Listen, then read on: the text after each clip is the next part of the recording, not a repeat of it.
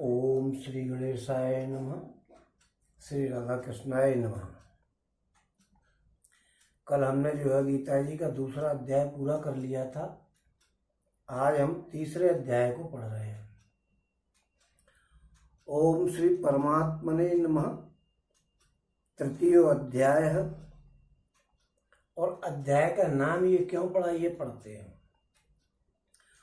ओम इस अध्याय में अनेक प्रकार के हेतुओं से विहित कर्मों की आवश्यक कर्तव्यता सिद्ध की गई है तथा प्रत्येक मनुष्य को अपने अपने वर्ण आश्रम के लिए विहित कर्म किस प्रकार करने चाहिए, क्यों करने चाहिए, उनके न करने से क्या हानि है और करने से क्या लाभ है, कौन से कर्म बंधनकारक हैं और कौन से मुक्ति में सहायक हैं इत्यादि बातें भली प्रकार समझाई गई हैं।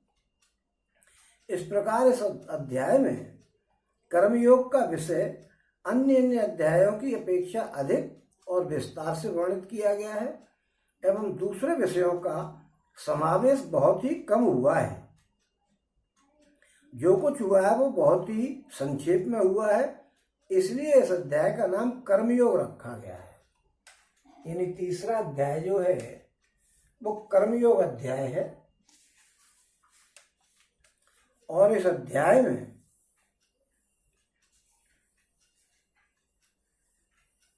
पहले हम जो है तीसरे अध्याय का महत्तम पढ़ेंगे। जैसा कि हम पढ़ते आ रहे हैं,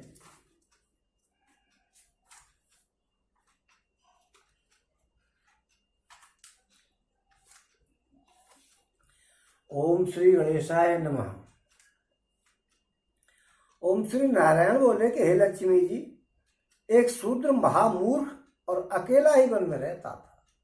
एक शूद्र था, वो महामूर्ख था, वो अकेला ही वन में रहता था। ओम अनर्थों से उसने बहुत सा द्रव्य इकट्ठा कर लिया था। किसी कारण से वो द्रव्य जाता रहा, किसी कारण से पैसा खत्म हो गया। अब वो शूद्र बहुत ही चिंतित रहने लग गया। किसी से पूछता कि ऐसा कोई अंजन बताओ जिसे नेत्रों में डाल करके पृथ्वी का पदार्थ निकाल लूं। कोई ऐसा अंजन बताओ जिसे नेत्रों में डाल करके पृथ्वी का पदार्थ निकाल लूं।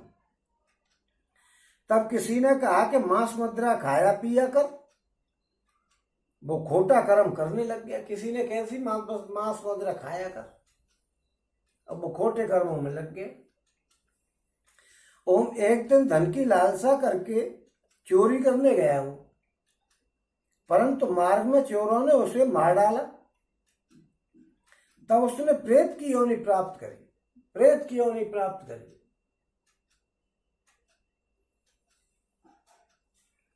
चोरों ने ही उसको मार दिया, चोरी करने खुद गया था। तब उसने प्रेत की योनि पाई और एक बट वृक्ष पर रात दिन चिल्लाया करता था कि कोई उसे इस अधम देह से छुड़ावे। रात दिन चिल्लाता था कि कोई इस देह से मुझे छुड़ा दे, कोई मुझे इस देह से छुड़ा दे, क्योंकि प्रेत की योनि जो पाई थी बड़ी खराब देह होती है। ओम कुछ समय बाद शूद्र की पत्नी को पुत्र जन्मा। जब उसका पुत्र बड़ा हो गया तो उसने अपनी माता से पूछा एक दिन कि मेरे पिता क्या व्यापार करते थे और उनका देहांत कैसे हो गया। जब बड़ा हो गया तो उसने पूछी कि मेरे पिताजी कौन सा काम करते थे और वो मारे कैसे गए। तब माता ने कहा कि बेटा, तेरे पिताजी के पास बहुत द्रव्य था, बहुत पैसा था तेरे पिताजी के पास, वो सब यूं ही जाता रहा और एक दिन धन की लालसा से चोरी करने गए थे तो मार्ग में चोरों ने ही उन्हें मार डाला। तब उसने कहा कि हे माता, उनकी गति कराई थी आपने कि नहीं कराई थी। देखिए, कुछ कर्म ऐसे होते हैं जो कराना आवश्यक है, लेकिन वो सूत्र है, उनमें ये बात आ रही है, इसका मतलब चेंजेबल मौसम था। तब माता ने कहा कि हमने तो कुछ नहीं कराया। फिर कहा कि हे माता, उनकी गति करानी चाहिए। लड़के ने कहा कि उनकी गति तो करानी चाहिए। ओम ये कह करके वो पंडितों से पूछने गया और प्रार्थना करी पंडित जी से कि हे स्वामी, मेरे पिता एक दिशा में जाकर के मृत्यु को प्राप्त हो गए, उनका उद्धार किस प्रकार हो सकता है। ओम तब पंडितों ने कहा कि तू गया जी में जाकर के उसकी गति कर,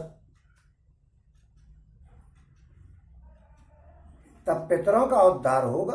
तू गया में जाकर के पिंडदान करवा दे, तब पितरों का उद्धार होगा।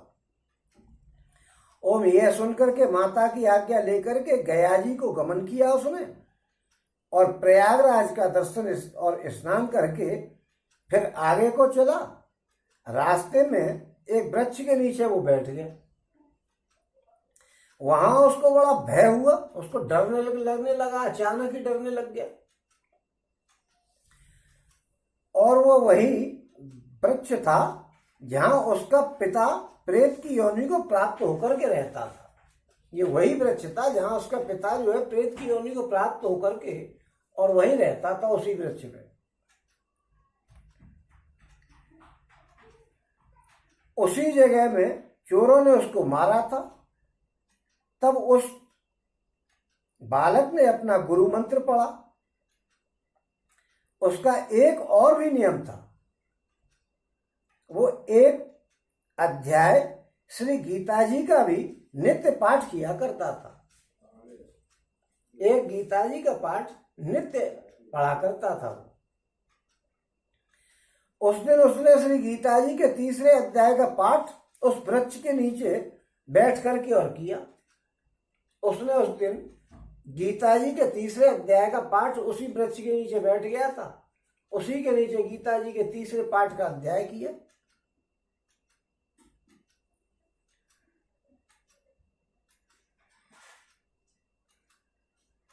तीसरे अध्याय का पाठ किया उसने। वो उसके पिता ने प्रेत की योनि में ही सुन लिया, क्योंकि उसके पिता तो ऊपर ही रहते थे। उसके पिता ने उसको सुन लिया। सुनने के उसकी प्रेत की देह छूट गई। 3रे अध्याय के सुनते ही और उसकी प्रेत की देह छूट गई और देवदेही प्राप्त कर ली उसने। और स्वर्ग से विमान आए और वो विमान पर चढ़ करके और उसके सामने आया और आकर के आशीर्वाद दिया और कहा कि हे पुत्र, मैं तेरा पिता हूं जो मर करके प्रेत हो गया था। इस तेरे पाठ करने से मेरी यह देवदेही मुझे प्राप्त हो गई है और प्रेत की योनि छूट गई है। अब मेरा उद्धार हो गया। अब तू गया जी में अपनी खुशी से जा, अब मेरे उद्धार के चक्कर में मत जाए। तेरी खुशी हो तो जा, नहीं तो मत जाए। और इतना सुनकर के पुत्र ने कहा कि हे पिताजी, कुछ और आज्ञा करो जो मैं आपकी सेवा कर सकूं। तब उस देवदेही ने कहा कि हे मेरे पुत्र, देख, मेरी 7 पीढ़ियां पितर नरक में पड़े हुए हैं। मेरी 7 पीढ़ियां नरक में पड़ी हुई हैं और बड़े दुखी हैं वो। अब तू श्री गीता जी के 3रे अध्याय का पाठ करके उनको इस दुख से मुक्ति प्रदान करा दे। अब गीता जी के 3रे पाठ का सुना करके 3रे पाठ को और मेरे पितरों की मुक्ति करा दे, क्योंकि मेरी 7 पीढ़ियां नरक में पड़ी हुई हैं। ओम तब बालक ने वहां 3रे अध्याय का पाठ किया और सब पितरों को पुण्य दे करके वैकुंठगामी कर दिया। 3रा पाठ करने के बाद उसने ये कहा कि ये मेरा पुण्य मेरे पितरों के लिए दे दिया जाए। पुण्य का जो फल हो वो पितरों को दे दिया जाए मेरे को। तो उसने ऐसे ही कह करके पुण्य दे दिया और उसके पितर जो है वो जो है स्वर्ग को चले गए, वैकुंठ को चले गए। साहब, स्वर्ग को कहां। ओम जो प्राणी श्री गीता जी का पाठ करके या पाठ करे या उसका श्रवण करे, पाठ नहीं कर सकता है मान लो, तो सुने, उसका फल कहां तक कहें, कहने में नहीं आ सकता। इसका फल क्या बताएं कि गीता जी के पाठ का सुनना कितना महत्वपूर्ण है, उसका क्या फल है, इसको तो कोई बता ही नहीं सकता है। ओम तब नारायण जी ने कहा कि लक्ष्मी जी, ये 3रे अध्याय का जो फल मैंने तुमसे कहा है और ये तुमने सुना है, अब आप 3रे पाठ को सुनिए और यहां पे आकर के 3रा पाठ का महत्व पूरा होता है। पूरा तो कभी हो नहीं सकता है, लेकिन यहां पूरा इतना ही बताया गया है। और अब हम पाठ को आगे पढ़ रहे हैं।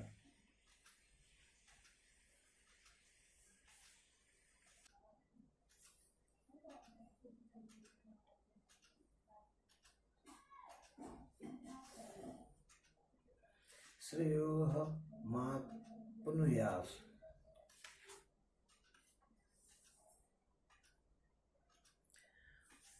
अर्जुन को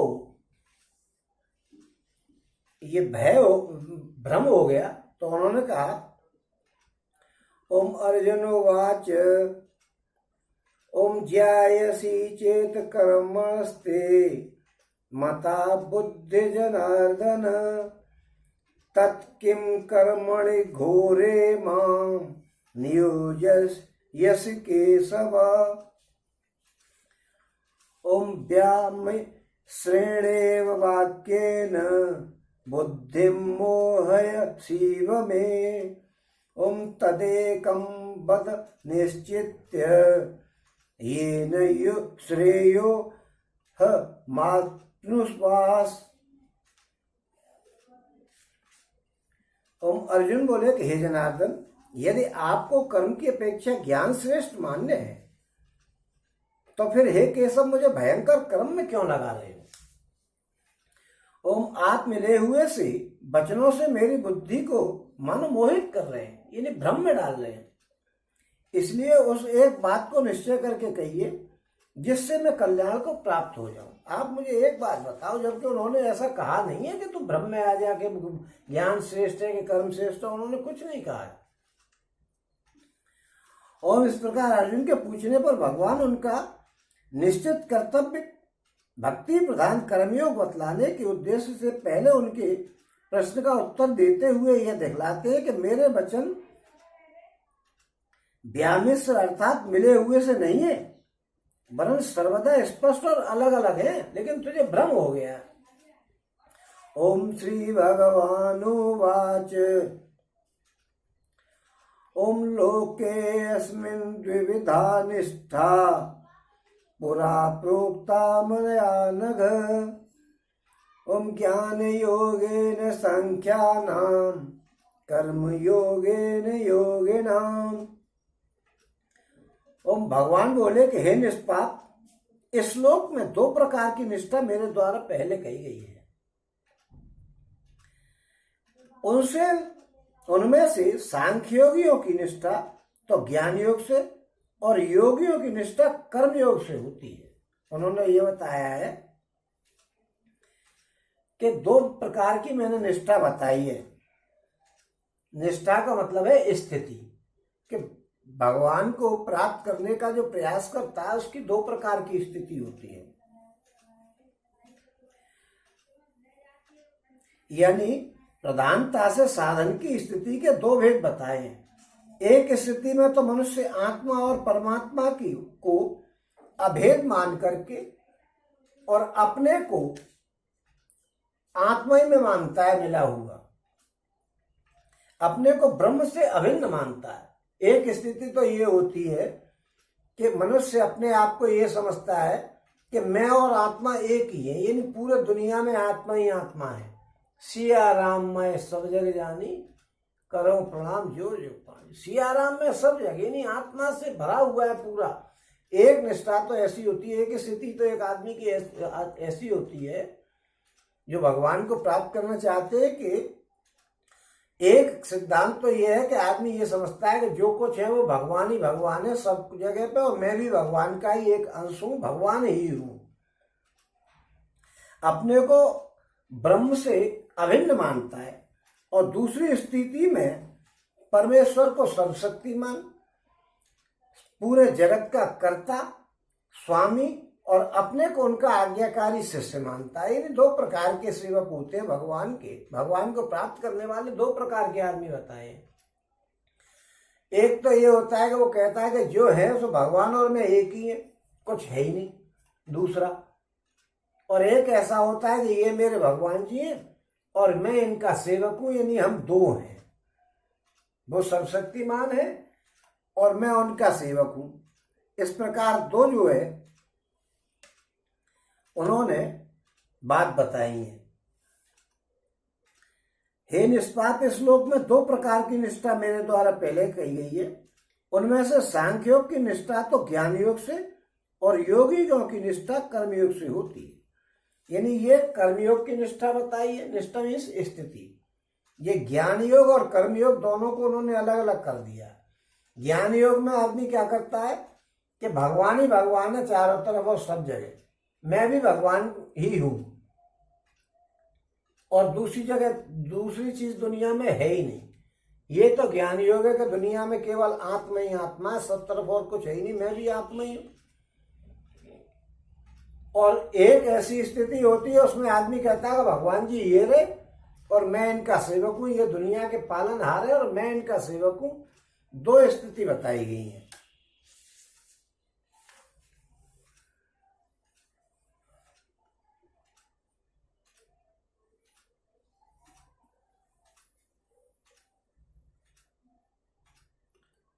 अब जो है पूर्व श्लोक में भगवान ने जो यह बात कही है कि सांख्य निष्ठा ज्ञान योग के साधन से होती है और योग निष्ठा कर्मयोग के साधन से होती है, उसी बात को सिद्ध करने के लिए अब यह दिखलाते हैं कि कर्तव्य कर्मों का स्वरूप त्याग किसी भी निष्ठा का हेतु नहीं है।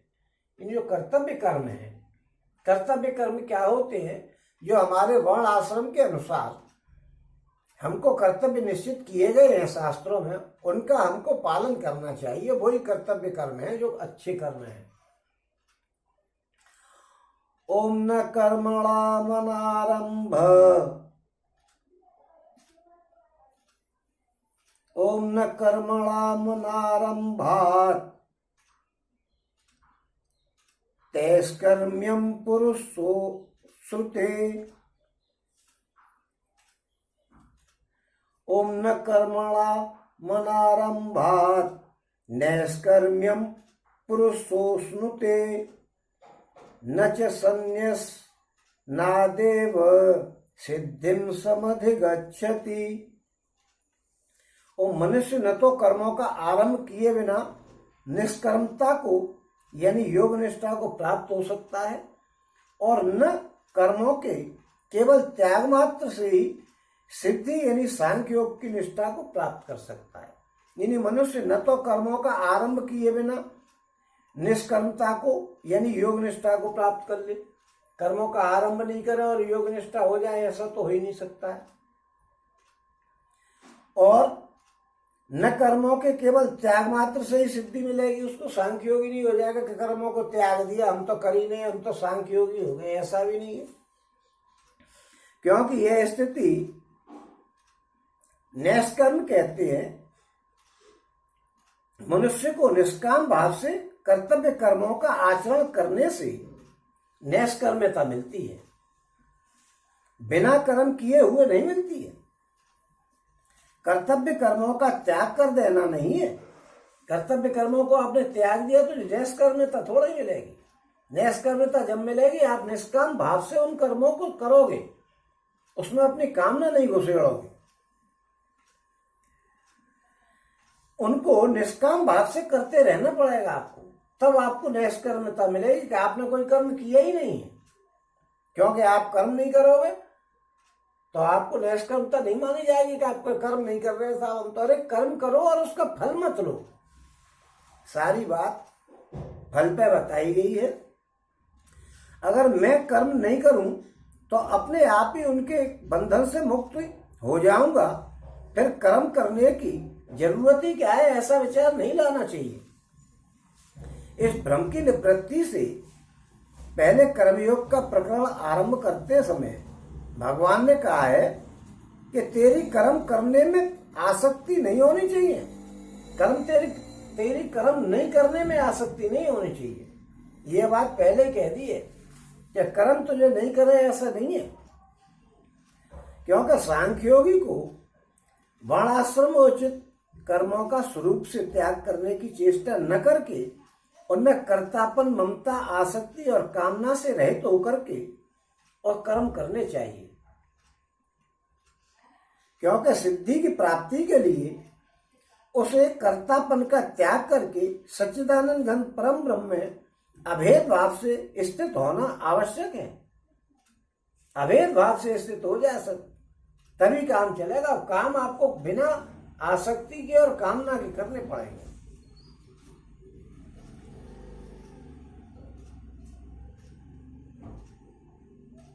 अब वो सबसे पहले कर्म करने की आवश्यकता सिद्ध करने के लिए पहले कर्मों के सर्वथा त्याग को अशक्य बता रहे हैं। तो वो कह रहे हैं ओम नहि केश्चित् क्षणमपि जातु निष्ठत्य कर्म कृत कार्यते हयवसः कर्म सर्वः प्रकृति जैर्गुण। और निसंदेह कोई भी मनुष्य किसी भी काल में क्षण मात्र भी बिना कर्म किए हुए रह नहीं सकता है। क्योंकि सारा मनुष्य समुदाय प्रकृति जनित गुणों द्वारा परवश हुआ कर्म करने के लिए बाध्य किया जाता है। कोई भी आदमी ये समझे कि मैं कर्म नहीं करूंगा, ऐसा हो नहीं सकता। क्योंकि सोना, जागना, उठना, बैठना, खाना पीना, ये सब कर्म है, ये तो करने ही पड़ेंगे, नहीं तो आप जीवित कैसे रहो। ये सारे कर्म करने पड़ेंगे, क्योंकि नहीं करोगे तो पड़े रहो। आंख से देखोगे तो सही, तो देखना भी कर्म है। कान से सुनोगे तो सही, तो सुनना भी कर्म है। कर्म तो आपको करना पड़ेगा। कभी कभी बैठा हुआ आदमी हाथ हिलाने लग जाता है, कभी लेने के लिए रोटी खाओगे तो हाथ चलेगा, तो कर्म तो करना पड़ेगा। आप क्रिया को कैसे बंद कर लोगे। और प्रकृति यहाँ पे किसका बात है कि समस्त गुणों और विकारों के समुदाय रूप इस जड़ दृश्य जगत की कारणभूता जो भगवान की अनादि सिद्ध मूल प्रकृति है, जिसको अव्यक्त, अव्याकृत और महद ब्रह्म भी कहते हैं, उसी का वाचक यहाँ पे प्रकृति शब्द है। भगवान की मूल प्रकृति जो है, वो प्रकृति जो है इन पर कराती है काम। ओम कर्मेन्द्रियाणि संयम्य यास्ते मनसा स्मरण ओम इंद्रियार्थान विमूढ़ात्मा मिथ्याचारः स उच्यते। ओम जो मूल बुद्धि मनुष्य समस्त इंद्रियों को हठपूर्वक ऊपर से रोक करके और मन से उनका यानी इंद्रियों के विषयों का चिंतन करता है, वो मिथ्याचारी है, अर्थात दम्भी है।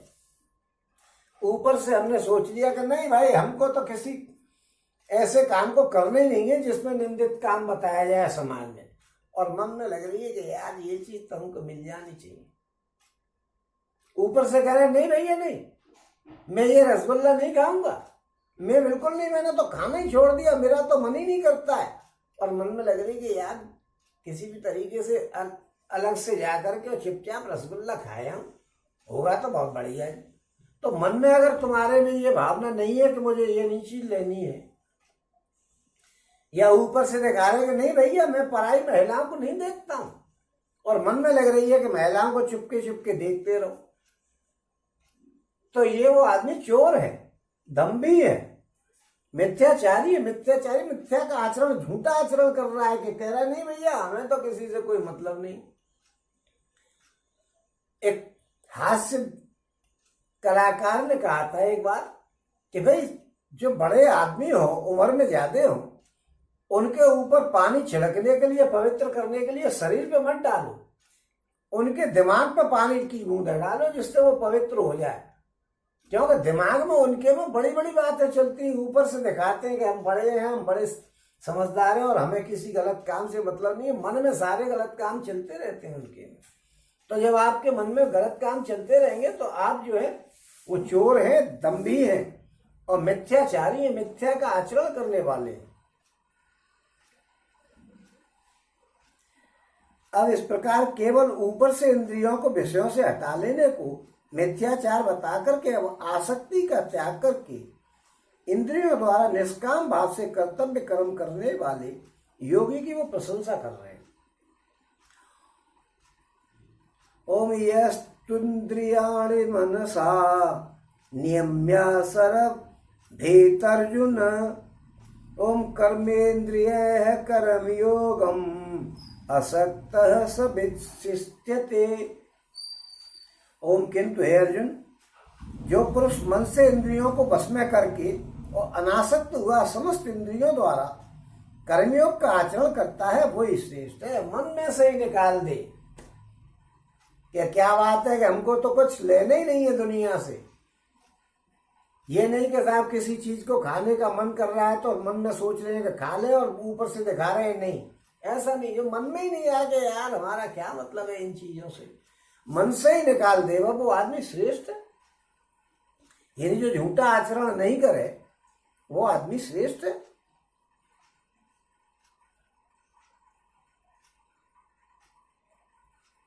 और अब कर्मयोगी को भी कर्म करने चाहिए, इसके लिए वो आज्ञा दे रहे हैं। तो कह रहे हैं ओम नियतम कुरु कर्म त्वम कर्म ज्यायो हय कर्मण ओम शरीर यात्रा पीचते न प्रसिद्ध येद कर्मण।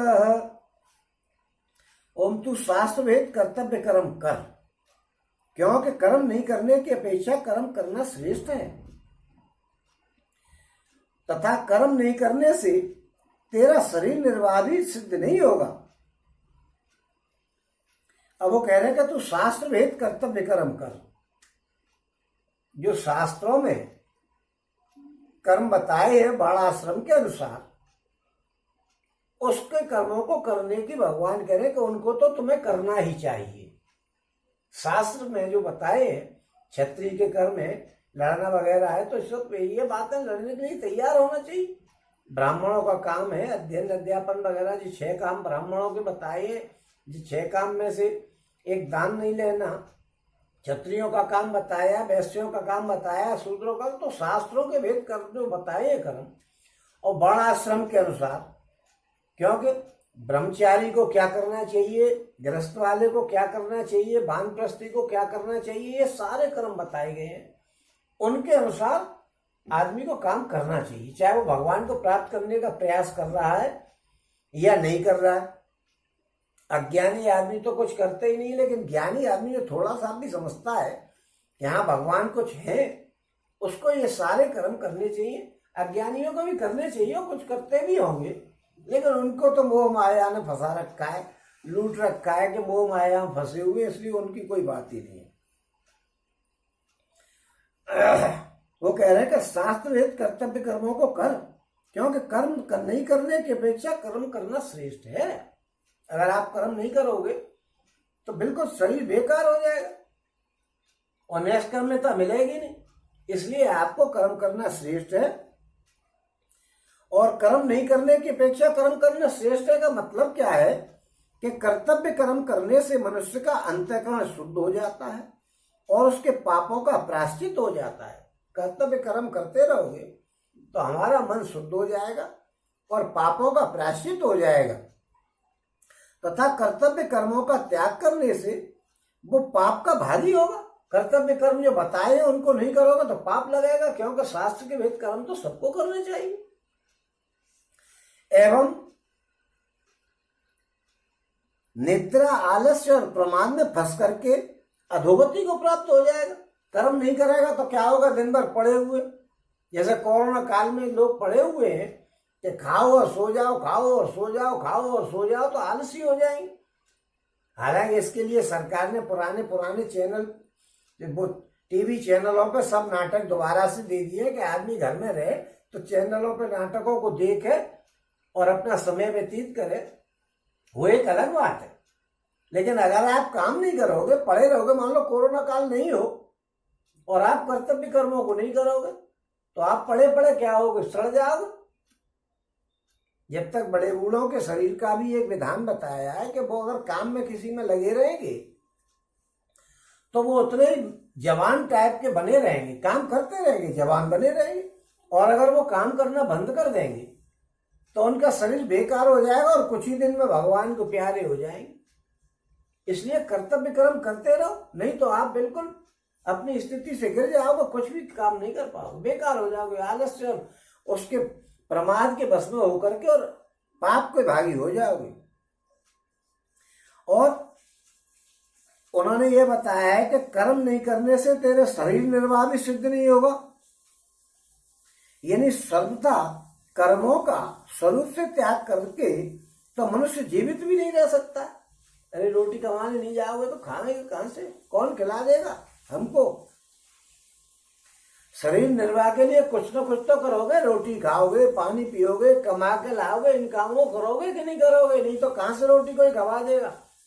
सरकार चंदा ले लेगी तो कब तक तुम्हें खिलाएगी। क्या कोरोना काल चल रहा है, घर में खाओ भैया, कब तक देगी सरकार। और कोरोना काल खत्म हो गया फिर भी तो आपको काम करना पड़ेगा, और काम करोगे, पैसे लाओगे, जब भी तो रोटी खाओगे, नहीं वैसे ही मर जाओगे भूखे। अब प्राय ये है कि आपको कर्म करने चाहिए।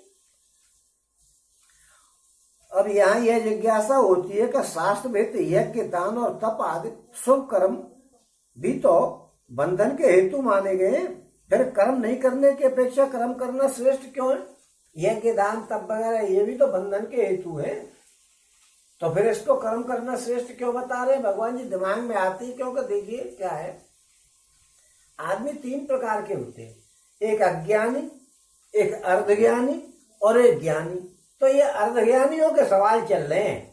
अज्ञानी को तो पता ही नहीं है कि भगवान क्या है और क्या हो रहा है, उसको तो पता ही नहीं। ये जानवर भी अज्ञानियों में नहीं आते हैं, क्यों, उनको ये ज्ञान रहता है कि हमारा अपना कौन है और पराया कौन है।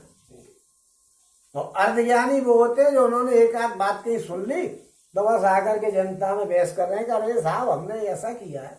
वो अर्धज्ञानी होते, फिर वो उसमें निकालते हैं। जबकि भगवान का काम केवल श्रद्धा मात्र है। आपकी श्रद्धा है और आपको यशमैन बन के काम चलाना है जीवन भर। भगवान के कामों में आपको केवल यश करनी है, तर्क और वितर्क नहीं करना है। भगवान की कोई कथा बताई जा रही है, उसमें जैसा कहा है उसको वैसा ही मान लो, उसमें ये मत लगाओ कि ऐसा कैसे हो गया। अब उन्होंने, तुलसीदास जी ने लिखी कि उन्होंने 30 बाण मारे, अब तुम निकालो भाई 30 बाण कैसे मारे होंगे, एक बार में 30, अरे भाई एक एक करके छोड़ दिए होंगे। और जब तुलसीदास जी कह रहे हैं और 30 बाण उनको मारने के लिए जरूरी थे, अरे एक सेकंड से भी पहले मार दिए होंगे, उनका तो काम ही ये था कि साहब ने उन्होंने हजारों बाण मारे, हजारों बाण के ट्रकों में भर भर के आए थे। जो अर्धज्ञानियों के सवाल है, तो क्या वहां पर ट्रक चल रहे थे कि बाण ले लेकर आ रहे थे कि तो आप छोड़ते चलो और हम ट्रकों में ला रहे हैं। आजकल का समय थोड़े ही है जो बम ठाके गए वो पहुंचा दिए सीमा पे कि चलो भाई चीन से लड़ रहे हैं कि उससे लड़ रहे हैं कि उससे लड़ रहे हैं। वो तो वहां संकल्प से होता था सारा काम, और भगवान का तो सब संकल्प से ही कार्य होता है। तो वो कह रहे हैं कि कर्म नहीं करने की अपेक्षा कर्म करना श्रेष्ठ है।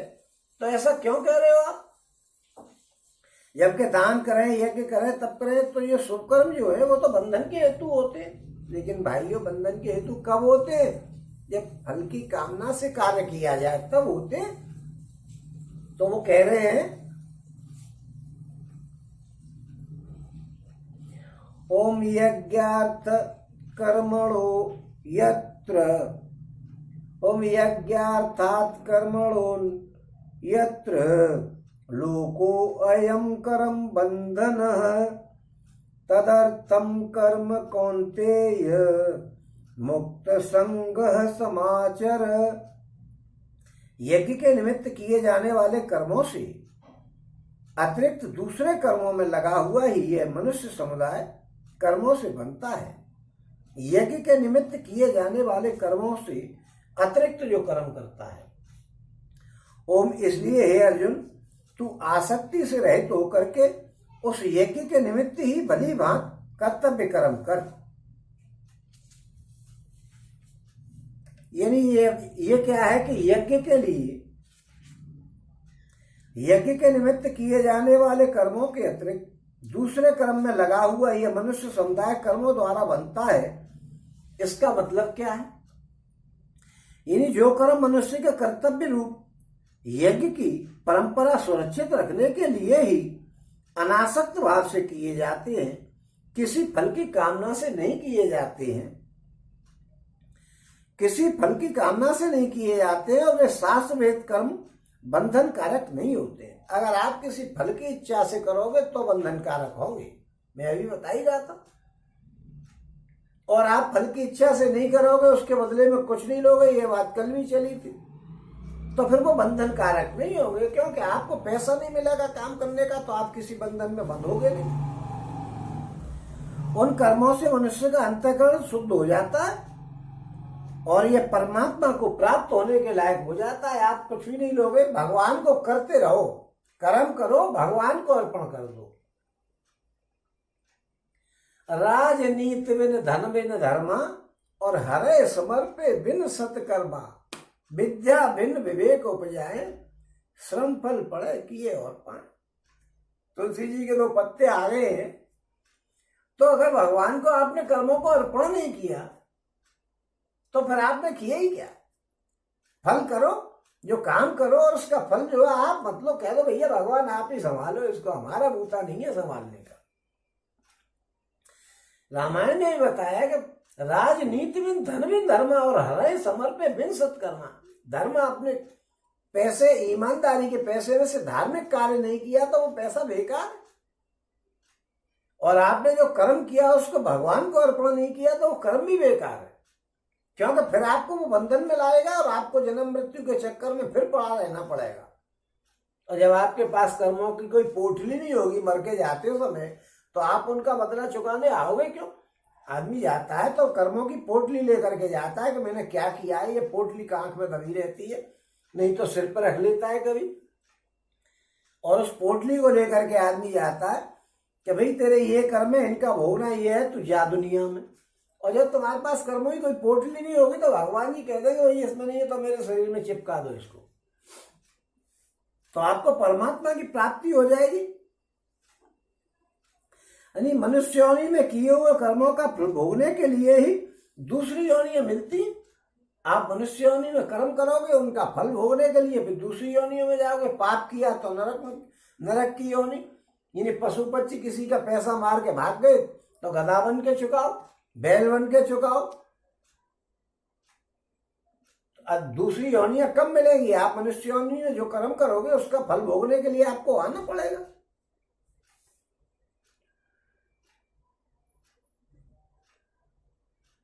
अब जो है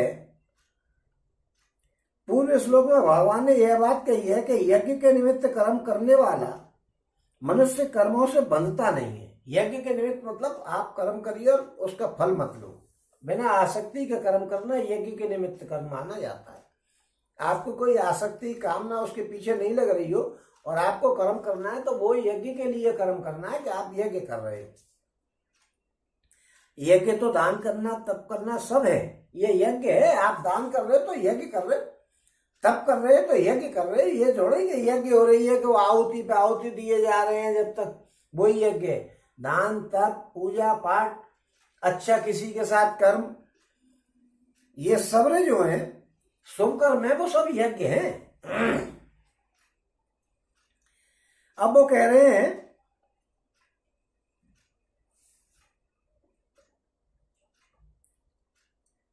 अब यहां ये जिज्ञासा होती है कि यज्ञ किसको कहते हैं। अभी मैं बता ही रहा हूं उसे क्यों करना चाहिए और उसके लिए कर्म करने वाला मनुष्य कैसे नहीं बंधता है। तो ये वही बात है कि कर्म करने से आप आसक्ति को छोड़ करके करोगे तो आपको बंधना नहीं पड़ेगा। ओम सह यज्ञाः प्रज्ञाः सृष्ट्वा पुरोवाच प्रजापतिः अनेन प्रसविष्यध्वंस एष बोस्त्विष्ट कामधुक्। प्रजापति ब्रह्मा ने कर्म के आदि में, कल्प के आदि में यज्ञ सहित प्रजा को रच करके और उनसे कहा था कि तुम लोग इस यज्ञ के द्वारा वृद्धि को प्राप्त हो और यह यज्ञ तुम लोगों को इच्छित भोग प्रदान करने वाला होगा। ओम देवान भाव यतानेन ते देवा भावयन्तु वः परस्परं भावयन्तः श्रेयः परम वाप्स्यसः। तुम लोग इस यज्ञ के द्वारा देवताओं को उन्नत करो और देवता तुम लोगों को उन्नत करेंगे। इस प्रकार निस्वार्थ भाव से एक दूसरे को उन्नत करते हुए तुम लोग परम कल्याण को प्राप्त हो जाओगे।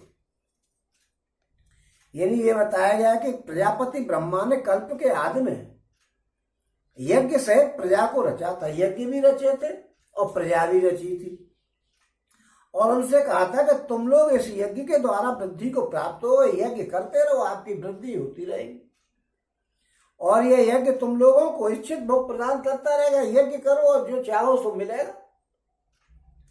तुम लोग इस यज्ञ के द्वारा देवताओं को उन्नत करो और ये देवता तुम लोगों को उन्नत करेंगे।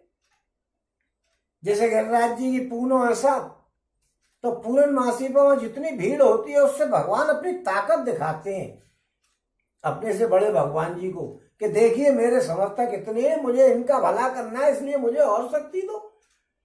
और आप उस दिन में उस समय आप उस स्थान पर नहीं जाओगे तो जो आपके सहयोगी हैं वो आपका सहयोग कैसे करेंगे?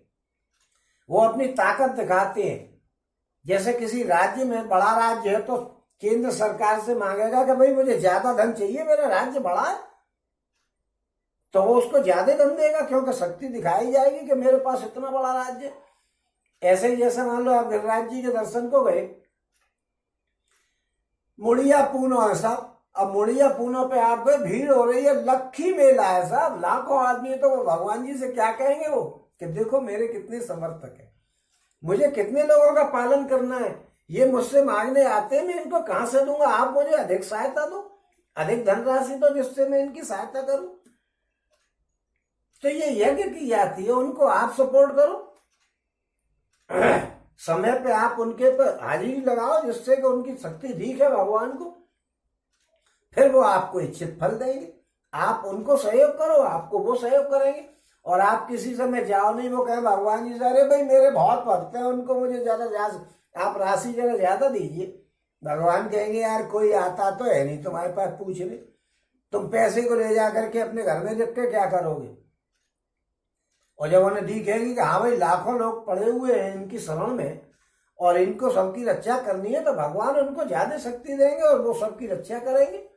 इसलिए आप यज्ञ करते रहो, आप उनको सहयोग करो, वो आपको सहयोग करेंगे। ये बात इसमें बताई गई है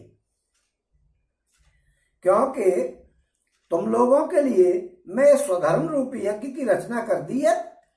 इसका सांगोपांग पालन करने से तुम्हारी उन्नति होती रहेगी और तुम्हारा कभी पतन नहीं होगा। यज्ञ को करते रहना, ये दान पुण्य वगैरह आप ये सारे काम करते रहना, क्योंकि क्या है कि प्रकृति ने तुमको बहुत कुछ दिया है, खाने पीने की चीजें, बनाने की चीजें, रहने की चीजें, सब कुछ दिया है। इसका बदला कैसे चुकाओगे?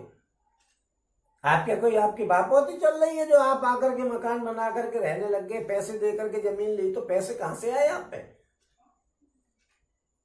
पैसे भी तो भगवान ने बनाए, जमीन भी भगवान ने बनाई। आप रोटी खा रहे हैं, कहीं दावत मिल गई, दावत खाया है कि तुम्हारे पिताजी घर आए थे मैं दावत खिलाने के लिए कि साहब हमको दावत खाई है, हमने तो हमारा तो पेट दावत से ही भर गया, हमें किसी काम को करने की क्या जरूरत, हम क्यों यज्ञ करें? दावत क्यों खिलाई उस आदमी ने? उस आदमी ने दावत इसलिए खिलाई है कि मेरे पापों को खा जाओ और मेरे पाप कम हो जाएंगे, आप इनको ले जाओ। नहीं कोई 2 रुपए तो दान देता नहीं। अगर आपको भय नहीं हो, हम लोगों को ये भय नहीं हो कि हमारे पाप कम दान देने से होंगे, तो हम काहे को दान देंगे। हम तो कहेंगे भाई क्या जरूरत है, हमारे पैसे तो हमारे पास है। खुशी से आदमी दान देता है इसलिए कि मेरे जो सुख है वो मुझे मिल जाए और दुखों की निवृत्ति हो जाए, इसलिए आदमी दान पुण्य करता है, नहीं तो कोई नहीं करेगा। 2 रुपए अगर किसी के गिर पड़े कहीं तो दिन भर सोचेगा यार आज 2 रुपए मेरे गिर पड़े। 50 आदमियों से कहेगा यार मैं वहां गया था मेरे 2 रुपए गिर पड़े। और दान पुण्य करने के बाद भी आदमी गाने लग जाता है, भगवान की ऐसी कृपा, भगवान बुद्धि को फेर देते हैं तो गाने लग जाता है, अरे यार वो आया था मैंने उसको 2 रुपए दान कर दिए। फिर वो आएगा, अरे यार हाँ वो मिला था, वो मैंने उसको 2 रुपए दान कर दिए। नहीं, दिए हुए दान का सर्वनाश कर देते हैं गा गा करके। तो वो कह रहे हैं कि तुम लोग इस यज्ञ के द्वारा देवताओं को उन्नत करो। भाई देवता उन्नत कैसे होंगे? मैंने बताया कि आप गिरिराज जी गए तो हजारों लाखों लोग जाते हैं गिरिराज जी की परिक्रमा लगाने। उनका एक टाइम होता है जब वो अपनी शक्ति प्रदर्शन करते हैं बड़े भगवान जी के सामने। तो वो कहते हैं कि देखिए साहब हमारा राज्य इतना बड़ा है, इसके पालन के लिए हमें अधिक पैसा चाहिए। तो वो उनको अधिक शक्ति देते हैं और उस समय पे आप नहीं जाओगे, उनकी आप प्रतिष्ठा का ख्याल नहीं रखोगे तो वो तुम्हें भी नहीं देंगे। कहते कि यार उस दिन कोई आया नहीं था, भगवान ने मुझे तो 1000 रुपये दिए, इसमें से कौन कौन ले जाएगा। ले जाओ भैया, है ही नहीं ज्यादा, इसलिए आप उनका सम्मान करो, वो आपका सम्मान करेंगे। ये गमारू भाषा में मैंने बात बताई है भाई साहब। ओम इष्टान भोगान वो देवा दास्यन्ते यज्ञ भाविता ओम ते दत्तान प्रदायेभ्यो यो भुक्ते स्तेन एव सह। ओम यज्ञ के द्वारा बढ़ाए हुए देवता तुम लोगों को बिना मांगे ही इच्छित भोग निश्चित ही देंगे। उन्होंने देवताओं से कह दी कि आपको सबरे भोग बिना किसी यज्ञ किए हुए ही मिलेंगे, निश्चित मिलते ही रहेंगे। इस प्रकार यज्ञ के द्वारा बढ़ाए हुए देवता, आप यज्ञ के द्वारा देवताओं को बढ़ोतरी दो और वो आपको इच्छित भोग देते ही रहेंगे। इस प्रकार उन देवताओं के द्वारा दिए हुए भोगों को जो पुरुष उनको बिना दिए हुए स्वयं भोगता है वो चोर है। अब देवता आपको जो यज्ञ के द्वारा दे रहे हैं सामान, आपको जिंदगी में दे रखा है, किसी सोफा लगे हुए हैं, मकान रखा हुआ है, खाने की व्यवस्थाएं की हुई है, पेड़ जो है वो आपको हवा दे रहे हैं, फल दे रहे हैं, पानी दे रहे हैं, जलाशय, ये सारी सुविधाएं किसने दी है? लाइट जला दी तो लाइट हो रही है, आपको आंखों से दिख रहा है, सूर्य भगवान रोशनी दे रहे हैं, सुबह कर रहे हैं, रात्रि आती है तो अंधकार में तुम्हें सोने को मजबूर करती है। तो ये सारे काम क्यों हो रहे हैं? आप उनको ध्यान रखिए। अगर आप उनको ये सब आपको सुविधाएं मिल रही हैं और आप देवताओं के लिए यज्ञ नहीं कर रहे हैं तो आप चोर हैं, बेईमानी से खा रहे, लेकर के किसी को दे नहीं रहे। वो एक बात ये बताई जाती है कि आप अपने घर से जा रहे हैं और घर से जाना है हमको फुहारे पर, तो रास्ते में वहां जाकर के किसी आदमी का हमें पता पूछना है कि उस आदमी से मिलने जा रहे हैं हम। तो घर से हम निकले, हमको कोई आदमी जान पहचान का मिल गया, हमने कहा अरे आओ भाई साहब बैठो, वो अपने स्कूटर पे आपको बैठा ले गया। उसने जाकर के जहां तक मैं जा रहा हूं वहां छोड़ दूंगा, वहां छोड़ दिया। अब आप वहां से आगे आगे चलने लग गए। अब आप आगे आगे चलने लग गए तो आपको गर्मी लगी, तो आप किसी पेड़ की छाया में खड़े हो गए कि यार गर्मी बहुत है। पेड़ की छाया में खड़े हुए आपने आदमी से पूछा कि भाई साहब मुझे फुहारे की तरफ जाना है, ये रास्ता किधर है? उसने आप बताया कि भाई साहब आप इधर चले जाओ और इधर जाकर के और इधर मुड़ जाना। आप उधर गए, वहां जाके फिर रास्ता भूल गए तो दूसरे आदमी से पूछा, आपके हाथ में एड्रेस लगा हुआ कि देखना भाई ये एड्रेस है, इस पर मुझे जाना है। आपको उसने पढ़ के बताया कि आप इधर चले जाओ और वो इस तरफ आपको मिल जाएगा आपकी मंजिल। आप उधर गए, आपको चलते चलते रात हो गई, आपको भूख लगी, वहां भगवान जी का प्रसाद बट रहा है, आपने प्रसाद लिया और खा लिया, आपके पेट में तृप्ति मिल गई कि चलो भाई भूख का भी इंतजाम हो गया। या बाजार में जो खड़ा हुआ है सामान देने के लिए, उससे खरीद करके आपने कुछ खा लिया, फिर उसने देखी कि क्या रात हो गई, तो रात में आप देखो कैसे इस पे लिखा हुआ है तो एक आदमी के कमरे में लाइट जली हुई है, उसमें से खिड़की में से लाइट बाहर आ रही है। आपने उस खिड़की की लाइट में खड़े होकर के उसको पढ़ा कि भाई इसमें ये लिखा हुआ है, और आप आगे चल दिए। और फिर किसी आदमी से पूछा कि भाई वहां जाना है, कि हाँ चलिए मैं छोड़ देता हूँ, आपके साथ साथ चल रहा हूं, तो फिर वो आदमी आपको साथ लेकर के चल दिया और आपको उस आदमी के पास पहुंचाया गया।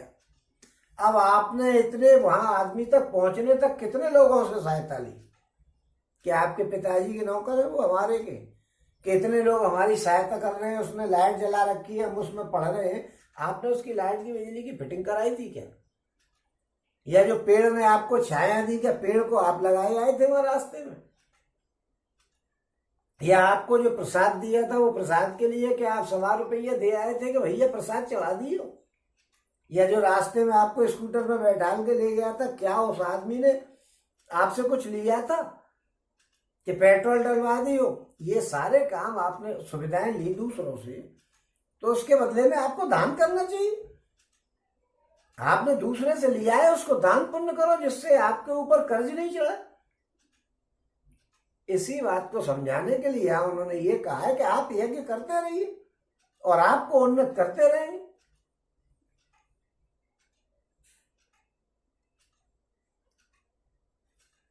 यज्ञ के द्वारा बढ़ाए हुए देवता तुम लोगों को बिना मांगे इच्छित भोग देंगे। आपने कहीं मांगा था किसी से, वो तो रास्ते में आपको सुविधा मिल गई। इस प्रकार उन देवताओं के द्वारा दिए हुए भोगों को जो पुरुष उनको बिना दिए हुए भोगता है वो चोर है, उनको कुछ नहीं करे और भोगने के लिए तैयार है। गिरिराज जी के मौके पे तो जाओ मत, और तुम ये सोचो गिरिराज जी मेरी ये इच्छा पूरी कर दो, अरे वहां जाओ तो सही, माथा तो टेको, तभी तो मिलेगा कुछ। वहां प्रसाद तो चलाओ, कुछ तो खर्च करो, और नहीं करोगे तो आप चोर हो। उनकी सुविधा वो तो देंगे, वो तो इतने दयालु हैं। उनको तो ब्रह्मा जी ने कह दी कि आपको इनकी तरक्की करानी, तो कर रहे, तो आप तरक्की को प्राप्त हुए चले जा रहे हैं। नौकरी लग गई, तनख्वाह आ गई, खूब मजे से खा रहे हैं, पी रहे हैं। अरे कुछ दान पुण्य तो करो। दान पुण्य नहीं करोगे तो क्या होगा कि आप नरक में जाओगे।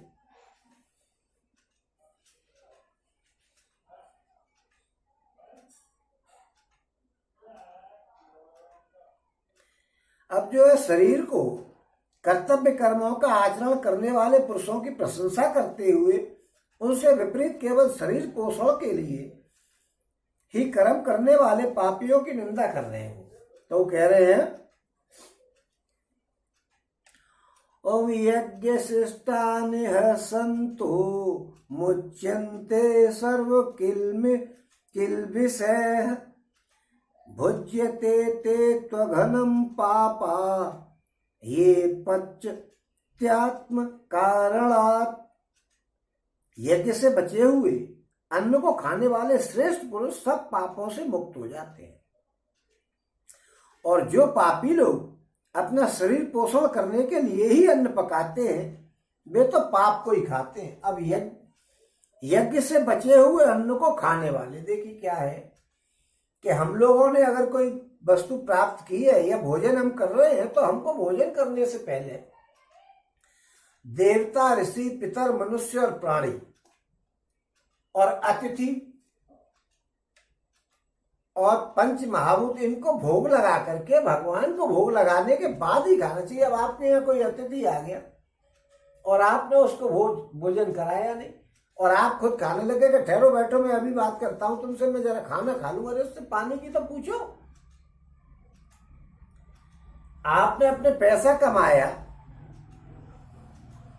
देवता समस्त संसार को इष्टभोग देते, ऋषि महर्षि सबको ज्ञान देते हैं, पितर लोग संतान का पालन पोषण करते हैं। देखो देवता, ऋषि, पितर, मनुष्य और प्राणी, इनको हम भोग क्यों लगाए? हमारी क्या जरूरत है साहब क्यों लगाए? लेकिन वो आपको क्या क्या दे रहे हैं जरा समझ लो, इसलिए आपको भोग लगाने में सुविधा हो जाएगी। तो देवता समस्त संसार को इष्ट भोग देते हैं। देवता तो इसलिए लेने के अधिकारी है कि आपको जो सुविधाएं दी है जीवन में वो देवताओं ने दी है, और ऋषि और महर्षि सबको ज्ञान देते हैं, क्योंकि आपको ज्ञान है कि ये सांप है, कि ये रस्सी है, ये लाठी किस काम आएगी, ये साइकिल किस काम आएगी, इसका ज्ञान किसने कराया? और भगवान को प्राप्त करने का रास्ता ये है, इसका ज्ञान कौन कराएगा? जी देव ऋषि और महर्षि ही कराएंगे, ये संत लोग कराएंगे आपको। तो सबको ये ज्ञान देते हैं। पितर लोग क्या करते हैं? आपके बच्चे हो गए, पितरों ने बच्चे क्यों किए? कि आपकी तरक्की हो, आपका परिवार चलता रहे, आपका नाम चलता रहे। पितरों ने आपको संतान उत्पत्ति कराई और संतान उत्पत्ति का भरण पोषण कराया। पितर आपकी संतान का भरण पोषण कराते हैं और आपका हित चाहते हैं। और मनुष्य कर्मों के द्वारा सबकी सेवा करते हैं। कोई कपड़े सिलाई का काम कर रहा है, कोई रोटी सेकने का काम कर रहा है, कोई बर्तन बनाने का काम कर रहा है। ये सारे कर्म कर करा के आपकी सेवा में प्रस्तुत करते हैं। तो मनुष्य इस प्रकार की भलाई करते हैं। और प्राणी क्या करते हैं? प्राणी में वृक्ष आते हैं, जीव जंतु आते हैं, गैया भैंस आते हैं, सब प्राणी। गाय दूध दे रही है, आप दूध पी रहे हो। वृक्ष ने आपको फल दे दिया, आप फल खा रहे हो। प्राणी इस प्रकार आपकी सहायता करते हैं। और ये सारे काम तो होते रहेंगे। आपको अगर इनके बदले में उनको कुछ नहीं देना है तो आप चोर हैं और आप पाप खा रहे हो उनको नहीं दे करके। ये बात बताई गई है। यानी पंच महागत से यहाँ लोक सेवा रूप शास्त्रीय सत्कर्म का भी मान लेना चाहिए कि लोक सेवा भी आपको करनी चाहिए। किसी के साथ आपको भी भला करना चाहिए कि आप केवल दूसरों से भले का ही काम ले लिया करोगे। यानी मनुष्य का यह कर्तव्य है कि जो कुछ वो कमाए उनमें इन सबका भाग समझे। देवताओं का समझे, समय पे भोजन कराए ब्राह्मण को। पितृपक्ष आ जाए तो ब्राह्मणों को भोजन कराए पितरों के लिए। कोई और तिथि आ जाए धार्मिक तो उस पर कुछ दान पुण्य करे। संक्रांति आ जाए तो संक्रांति पे दान पुण्य करे। और किसी आदमी की सहायता की आवश्यकता हो तो आपको उसकी सहायता करनी चाहिए। इसलिए जो यज्ञ करने के बाद बचे, जो आपको बचे, यानी ब्राह्मण आ गया आपके पास है, आप उसको भोजन कराइए। फिर उसके बाद जो अन्न बचे, यानी पैसा जो दूसरों का सहयोग वगैरह करने के बाद जो आपको बचे उसको आप खाइए। तो आप अमृत को खा रहे हो। उसको शास्त्राकार अमृत स्वरूप बताते हैं कि आप अमृत खा रहे हो। जब दूसरों का कर्ज चुका करके खा रहे हो तो तुम्हारी खोपड़ी पे कर्जा चढ़ रहा है, आप उसको तो दे नहीं रहे हो और खुद मजे उड़ा रहे हो। तो क्या है कि आप नरक में जाने की तैयारी कर रहे हो। क्योंकि जो दूसरों को सख्त मार करके और केवल अपने लिए ही कमाता है कि तेल लेने जाए, वो अतिथि और देवता, ऋषि, पितर, मनुष्य और प्राणी, हम तो चकाचक खाएंगे, तो वो जो है नरक में जाता है। क्यों? कि न्याय से हवन, यहां पापों से मुक्त होने का क्या भाव लेना चाहिए कि पापों से मुक्त हो जाओगे आप। यानी जिस आदमी के लिए जो काम बताया, प्रजा पालन, युद्ध, खेती, व्यापार, शिल्प आदि प्रत्येक जीवन धारण के कार्य में कुछ न कुछ हिंसा तो होती है। आप कोई भी कार्य करोगे, क्योंकि आपसे कहा है कि वे पुरुष सब पापों से मुक्त हो जाते हैं। यज्ञ से बचे हुए अन्न को खाने वाले श्रेष्ठ पुरुष सब पापों से मुक्त हो जाते हैं। कौन से पापों से मुक्त हो जाते हैं? आप कोई पाप कर रहे नहीं हो, अपने घर में बैठे। हम तो घर में बैठे पाप नहीं कर रहे हैं, लेकिन क्या कर रहे हो? घर को आप झाड़ रहे हो, आपसे पाप हो रहा है। क्योंकि वहां चींटियां पड़ी हुई हैं, चींटियों को आपने झाड़ दिया, उनमें से 2-4 मर गई, आपको पाप लग गया। आप यज्ञ कर रहे हो, हवन में आपने वो डाली धूप चूरे की, उसमें कीड़े पड़े हुए हैं, वो आपने उससे गलती से बगैर देखे या चली गई तो वो कीड़े मर गए, तो आपसे पाप हो गया। आपने चक्की पे आटा पीसा, चक्की में आटे पीसने के साथ कोई घुन पिस गया, वो आपसे पाप हो गया। आपने चूल्हे में आग लगाई, उसमें कुछ मच्छर बैठे हुए तो वो मर गए, तो वो आपसे पाप हो गया है। ओखली में आपने जो है धनकुटे से चोट लगाई और उसमें कुछ मच्छर छिपे हुए हैं, वो मर गए, तो आपसे पाप हो गया। इस प्रकार आदमी से कई बार पाप होते रहते हैं। झाड़ू चल रहे हो, आप पैरों से चल रहे हो, चींटी दब के मर गई, तो आपसे तो पाप हो ही गया। झाड़ू लगाई, ओखली में चक्की पीसी, ओखली में मारा, अग्नि लगाई आपने चूल्हे में, इनसे सब पाप होता है। क्योंकि देखिए पाप तो बड़ा भारी होता है। और पहले जो भट्टे वाले हुआ करते थे, जिनके भट्टे चलते हैं, ईंट बनाते थे, वो भट्टों में आग लगाते थे और आग लगाने से पहले लड्डू बांटते थे पूरे गांव गांव में, सभी आओ लड्डू ले जाओ। क्यों? कि जो पाप हो रहे हैं उनका कुछ तो फल कम हो। क्योंकि भट्टे में आग लगेगी तो वहां कोई सांप रह रहा है, कोई मच्छर रह रहा है, कोई बिच्छू रह रहा है, कोई कांतर रह रही है, ये सब उसमें रहते हैं। क्यों? खाली जगह पड़ी हुई है तो ईंटों के नीचे आकर के बैठ जाते हैं वो अपनी सुरक्षा करके, फिर वो आग लगाने से जल जाते हैं। तो वो लोग पहले लड्डू बांटते थे। अब तो यहाँ से फल ताजमहल के कारण भट्टे वगैरह हटा दिए, लेकिन जहां भी है तो वो सब बांटते थे। क्यों बांटते थे? कि भाई हमको जो पाप होंगे उनका कुछ कम फल मिले। तो इसी प्रकार हमारे साथ जो काम हो रहे हैं और हम काम रोज के कर रहे हैं, उनमें हम पाप कर रहे हैं। यही बात भगवान ने दिखाई है कि यज्ञ से बचे हुए अन्न को खाने वाले श्रेष्ठ पुरुष सब पापों से मुक्त हो जाते हैं। आप दूसरों को खिला पिला करके दान पुण्य करके खाओगे तो जो आप रोज पाप कर रहे हो, झाड़ू लगाने में, चूल्हा जलाने में, यज्ञ करें, जिसमें भी आप पाप कर रहे हो, उन पापों से आपको छुटकारा मिल जाएगा। ये पाप नहीं कि तुमने आदमी मार दिया और फिर किसी को भोजन करा दिया तो समझने लग गए हमसे तो भगवान ने गीता जी में लिख रखा था कि पापों से छुटकारा मिल जाएगा। उस पाप से तो छुटकारा जेल में जाके ही मिलेगा, और फांसी हो गई तो प्यारे लटक जाओगे। उन पापों की बात नहीं चल रही यहाँ। ये छोटे मोटे पाप है वो आपके नष्ट हो जाएंगे। झाड़ू पोछा करने में आपने कीड़ों को मार दिया, आग लगाने में, तो ऐसे पापों को करने से आपके जो पाप बनते हैं वो आपके पाप दान पुण्य करने से, यानी अपने पैसे में से, कमाई में से दूसरों को सम्मान करने पे, यथायोग्य सबको भोजन कराने में, देने में जो पैसा खर्च कर लोगे, उससे ये पाप आपके दूर हो जाएंगे।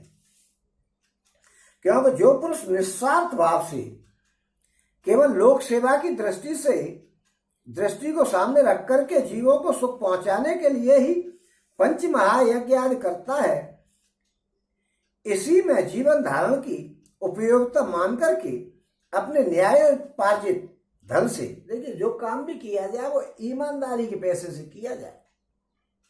आपको चोरी के पैसे से कोई धार्मिक काम नहीं करना चाहिए। पंडित जी को दे दोगे तो पंडित जी की भी आदतें खराब हो जाएंगी।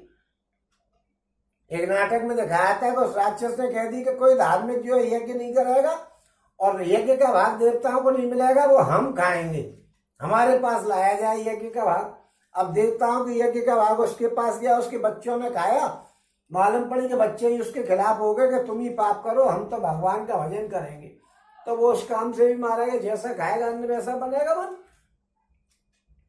तो आपको जो है यथाशक्ति सबकी सेवा रूप यज्ञ करने से जो बचे हुए अन्न को केवल उनके सेवार्थ जीवन धारण करने के लिए ही प्रसाद रूप से ग्रहण करोगे तो आपका उद्धार अपने आप हो जाएगा।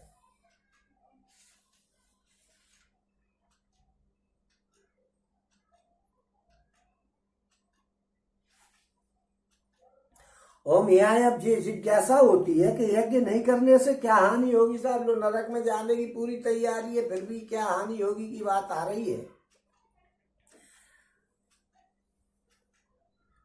तो भगवान जी तो एक एक बात को स्पष्ट करके चल रहे हैं।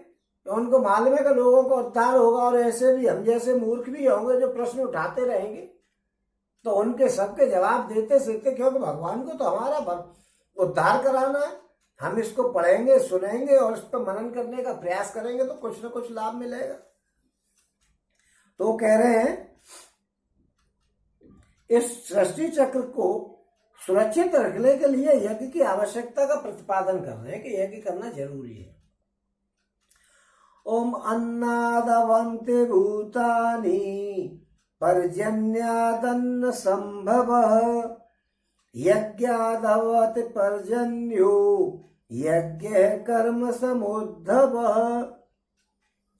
ओम कर्म ब्रह्मोद्भवं विद्धि ब्रह्माक्षरस मुद्धवम् तस्मात् सर्वगतं ब्रह्म नित्यं यज्ञे प्रतिष्ठितम्। संपूर्ण प्राणी अन्न से उत्पन्न होते हैं। आप यज्ञ नहीं करोगे तो कैसे काम चलेगा? अब आप सुन लीजिएगा। संपूर्ण प्राणी यज्ञ से उत्पन्न होते हैं और संपूर्ण प्राणी अन्न से उत्पन्न होते हैं। अन्न खाएंगे नहीं तो आपके शरीर में दम नहीं आएगी, तो आपके यहाँ बच्चे भी नहीं होंगे, कुछ भी नहीं होगा। तो अन्न से ही सभी प्राणी उत्पन्न होते हैं। अन्न की उत्पत्ति वृष्टि से होती है। अन्न जब पैदा होगा जब पानी पड़ेगा, और वृष्टि यज्ञ से होती है। पानी जब पड़ेगा जब आप यज्ञ करोगे। और यज्ञ भेद कर्मों से उत्पन्न होता है, और यज्ञ भेद कर्म जो आपके लिए कर्म बताए उन कर्मों को करने से यज्ञ होगा। और जो कर्म समुदाय है वो वेदों से उत्पन्न हुआ है। वेदों ने बताया कि ये कर्म करने से आपको ये मिलेगा, ये कर्म करने से आपको ये मिलेगा। और वेदों को अविनाशी परमात्मा से उत्पन्न जान। वेदों को परमात्मा से कहते ही नहीं, भगवान जी के मुंह में से वेद निकले हैं, तो वेदों को परमात्मा से उत्पन्न जान। इससे सिद्ध होता है कि सर्वव्यापी परम अच्छे परमात्मा सदा ही यज्ञ में प्रतिष्ठित है, क्योंकि पैदा कहां से होके आया? भगवान से। तो भगवान ही तो सब में समिश्रित है। अब यदुवंशी कहते हैं, यदु के वंश में चले आ रहे तो सब यदुवंशी है, रघु के वंश में चले आ रहे तो सब रघुवंशी है। अरे भगवान के वंश में चले आ रहे तो सब भगवान ही भगवान है। तो यज्ञ में भगवान है। अब यहाँ अन्य शब्द का व्यापक अर्थ में इसलिए इसका अर्थ है कि गेहूं, चना आदि अनाज मात्र ही नहीं है, किंतु भिन्न भिन्न आहार करने योग्य स्थूल सूक्ष्म पदार्थों से भिन्न भिन्न प्राणियों के शरीर की पुष्टि होती है। दुनिया भर के आहार खाते हैं। गेहूं खाने से ही अन्न थोड़ा ही माना जाएगा। अन्न में तो आपके फल भी आ जाते हैं, मेवा भी आ जाती है। ये उन समस्त खाद्य पदार्थों का यहाँ पे अन्नवाचक है जो आप खाते हो। और अन्न की उत्पत्ति वृष्टि से होती है, क्योंकि जितने भी पदार्थ है सब पानी नहीं पड़ेगा तो उनकी उत्पत्ति कैसे होगी? और मनुष्य के द्वारा किए हुए कर्तव्य पालन रूप यज्ञ से ही वृष्टि होती है। यज्ञ भेद कर्मों से उत्पन्न होता है, यानी भिन्न भिन्न मनुष्यों के लिए उनके वर्ण, आश्रम, स्वभाव और परिस्थिति के भेद से अनेक प्रकार के यज्ञ शास्त्रों में बताए हुए हैं कि आपको ऐसा यज्ञ करना चाहिए, जो ऐसा कर्म करना चाहिए, आपको ऐसा कर्म करना चाहिए। वे सब मन, इंद्रिय और शरीर की क्रिया द्वारा ही संपादित होते हैं। इसलिए उस यज्ञ से जो है वृष्टि होती है। और भगवान तो सबको पैदा करिए, वेद वहां से आए। तो आपको ये बताया है कि संपूर्ण प्राणी अन्न से उत्पन्न होते हैं। अन्न की उत्पत्ति वृष्टि यानी पानी से होती है। वृष्टि यज्ञ के द्वारा होती है, यानी बरसात यज्ञ से होती है। यज्ञ भेद कर्मों से उत्पन्न होता है। आप अपने वर्णाश्रम के अनुसार कर्म करिए, वही यज्ञ। और कर्म समुदाय को वेदों ने बताया, और वेदों की उत्पत्ति भगवान से हुई है। इसका मतलब सारे कामों में भगवान विद्यमान है, हमें ये मान लेना चाहिए।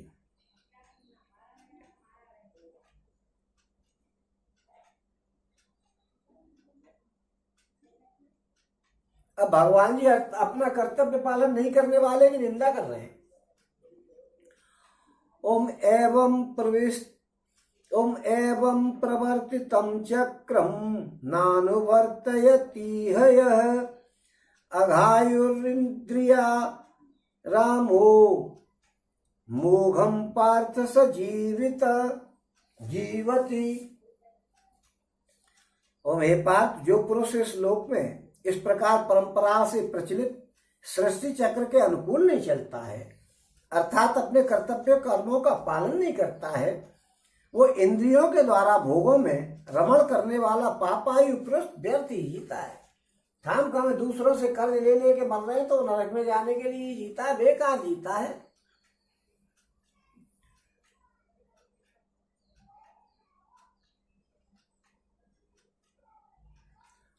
अब वो ज्ञानी महापुरुषों के लिए कर्तव्य का अभाव और उसका हेतु बतला रहे हैं। तो कह रहे हैं, ओ यस्त्वात्मर तिरेव स्वाद आत्मतृप्तश्च मानवः आत्मन्येव च संतुष्ट तस्य कार्य न विद्यते। परंतु जो मनुष्य आत्मा में ही रमण करने वाला है और आत्मा में ही तृप्त है तथा आत्मा में ही संतुष्ट हो, उसके लिए कोई कर्तव्य नहीं है। जो आत्मा में ही रहता है उसके लिए कोई कर्तव्य नहीं है। ओम नैव तस्य कृतेनार्थो न कृतेनेह कंचन न वास न चास्य सर्वभूतेषु कंचिदर्थ व्यपाश्रय। ओम उस महापुरुष का इस विश्व में न तो कर्म करने से कोई प्रयोजन रहता है और न कर्मों के न करने से ही कोई प्रयोजन रहता है, तथा संपूर्ण प्राणियों में भी उसका किंचित मात्र भी स्वार्थ का संबंध नहीं रहता है। जो भगवान को प्राप्त आदमी है वो तो कर्म करने के काम ही नहीं रहता, तो भगवान को प्राप्त हो गया।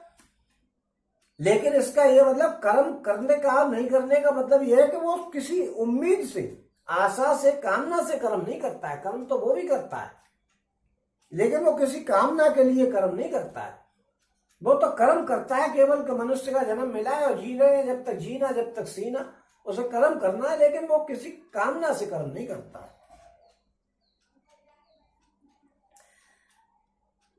अब भगवान अर्जुन को अनासक्त भाव से कर्तव्य कर्म करने की आज्ञा दे रहे हैं।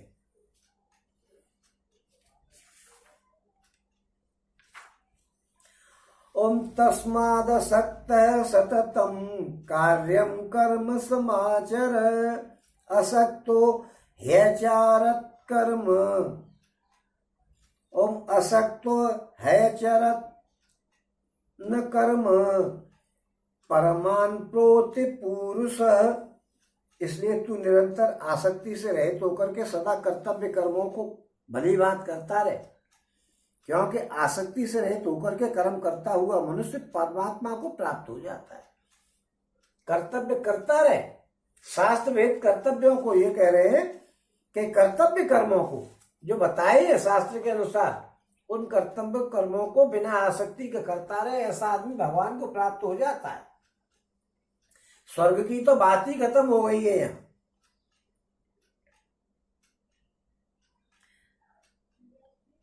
ओम कर्मण्येव संसिद्धिम आस्थिता जनकादयः लोक संग्रहमेवापि संपश्यन् कर्तुमर्हसि। ओम जनकादि ज्ञानी जन भी आसक्ति रहित कर्म द्वारा ही परम सिद्धि को प्राप्त हुए थे। इसलिए तथा लोक संग्रह को देखते हुए भी तू कर्म करने को ही योग्य है, अर्थात तुझे कर्म करना चाहिए। अब यहाँ जनक आदि का उदाहरण दिया है, क्योंकि जनक आदि कहकर के उन्होंने ये बताया कि जनक जी है, इच्छाक जी है, प्रहलाद जी है, अम्बरीश है, यानी जितने भी महापुरुष हो सकते हैं सबका संकेत ही जनक कहकर के दिया है कि ये जो है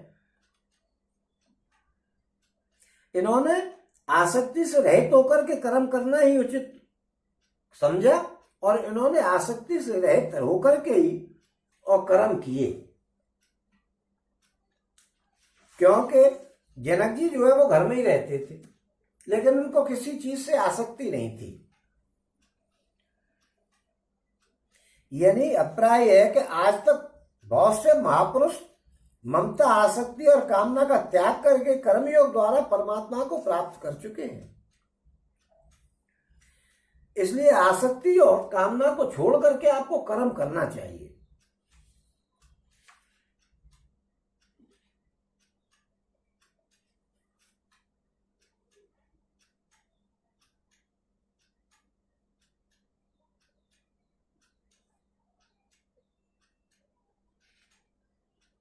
इन्हें यहां बताइए कि जनक आदि यानी प्रहलाद है, प्रहलाद ने कितना कष्ट झेला भगवान की प्राप्त करने के लिए।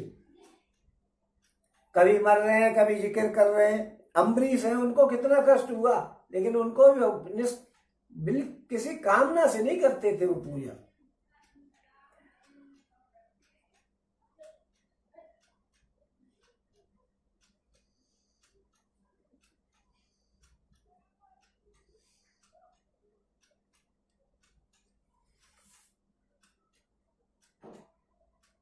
यानी वो कह रहे हैं वर्णाश्रम के अनुसार आपको कर्तव्य कर्म करते रहना चाहिए।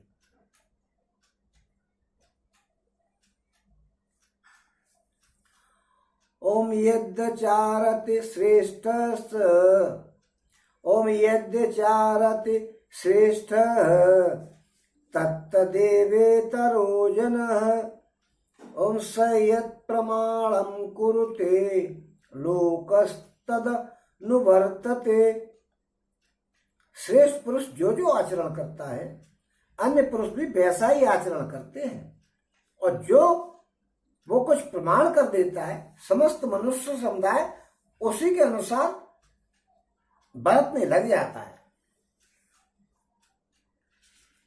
यानी श्रेष्ठ पुरुष जो होते हैं जैसा आचरण करके सिद्ध कर देते हैं उसी को सब लोग करने लग जाते हैं। क्यों? श्रेष्ठ पुरुष बड़े आदमी की सीख को तो सभी लेंगे, बड़े आदमी की सीख को नहीं लेगा आदमी तो फिर कैसे काम चलेगा? क्योंकि अपने से बड़े आदमी से ही तो शिक्षा ली जाती है, उस आदमी से जो सिद्ध कर देगा उसी से तो शिक्षा ली जाएगी।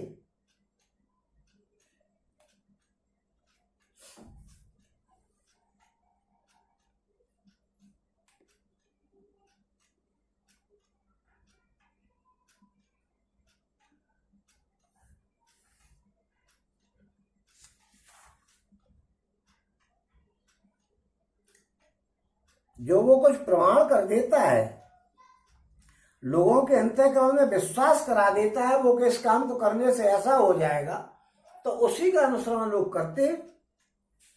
अमुक कर्म मनुष्य को इस प्रकार करना चाहिए और अमुक कर्म करने से इस प्रकार इसको नहीं करना चाहिए, ये बात कोई बड़ा आदमी सिद्ध कर देगा तो लोग उसी की बात में उसी के अनुसार चेष्टा करने लग जाएंगे। ओम न मे पार्थस्ति कर्तव्यम त्रिषु लोकेषु किंचन नाना बाप्त न बाप्तव्यम वर्तम एव च कर्मणि। हे अर्जुन, मुझे इन तीनों लोकों में न तो कोई कुछ कर्तव्य है और न कोई भी प्राप्त करने योग्य वस्तु अप्राप्य है, तो भी मैं कर्म नहीं करता हूं। क्योंकि मैं कर्म फिर भी करता हूं, क्योंकि मेरे लिए कोई चीज असंभव नहीं, जिस चीज को चाहूं ले सकता हूं, लेकिन मैं फिर भी कर्म कर रहा हूं। देखिए यहां का है हे पार्थस्ति। पार्थस्ति यानी कुंती। कुंती के दो नाम थे, एक कुंती था और एक प्रथा था। बाल्यावस्था में जब तक वो अपने पिता सूरसेन के यहाँ रही जब तक उनका नाम कुंती था, और वो उनका नाम वो था प्रथा। जब तक सूरसेन के यहाँ लड़की बन के रही वो, जब तक उनका नाम प्रथा था। और जब उनको कुंती भोज राजा ने गोद ले लिया तो उनका नाम कुंती पड़ गया, नहीं उनका पहला नाम प्रथा है जो अपने पिता के यहाँ हुई थी। बाद में कुंती भोज ने गोद ले लिया था उनको तो उनका नाम कुंती हो गया था।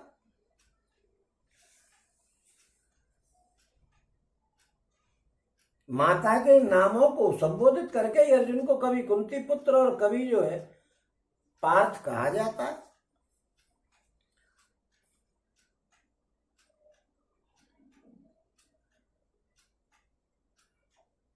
ओम न मे पार्थस्ति कर्तव्यम त्रिषु लोकेषु किंचन नाना बाप्त न बाप्तव्यम वर्त एव च कर्मणि। ओम यदि हयम न वर्ते अयम जातु कर्मण्य तंद्रितः मम वर्तानुवर्तन्ते मनुष्याः पार्थ सर्वशः। और हे अर्जुन, मुझे इन तीनों लोकों में कोई भी चीज अप्राप्य नहीं है, फिर भी मैं कर्म करता हूं। क्योंकि हे पार्थ, यदि कदाचित मैं सावधान होकर के कर्मों को नहीं करूंगा तो बड़ी हानि हो जाएगी। क्योंकि मनुष्य सब प्रकार से मेरे मार्ग का अनुसरण करेंगे और सब भ्रष्ट हो जाएंगे। ओम उस्सीदेरुर्मे लोका न कुर्याम कर्म चेदहम ओम शंकरस्य च कर्ता स्याम उपान्या मिमाह प्रजा। ओम उसी देयुर्मे लोका न कुर्याम कर्म चेदहम शंकरस्य च कर्ता श्यामु उपहान्यामिमाम प्रजा। इसलिए यदि मैं कर्म नहीं करूं तो ये सब मनुष्य नष्ट हो जाएंगे और मैं शंकरता का करने वाला हो जाऊंगा। इस समस्त प्रजा को नष्ट करने वाला मैं ही बन जाऊंगा, क्योंकि ये मेरा अनुसरण करेंगे। मैं ही कर्म नहीं करूंगा तो लोग कह देंगे अरे वो भी तो नहीं करते कर्म, हम क्यों करें। ओम सक्ताः कर्मण्य विद्वांसो यथा कुर्वन्ति भारत ओम कुर्याम दुध्यास्तथासक्तम चतकीर्षु लोक संग्रहम। हे भारत, कर्म में आसक्त हुए अज्ञानी जन किस प्रकार कर्म करते हैं, आसक्ति रहित विद्वान भी लोक संग्रह करना चाहता हुआ उसी प्रकार कर्म करे। कर्म में आसक्त लोग जैसा काम कर रहे हैं उनको उसी प्रकार वो भी करे। ये नहीं देखा है कि वो कर्म ही नहीं करे, नहीं तो जनता बिगड़ जाएगी, उसकी आदत खराब हो जाएगी।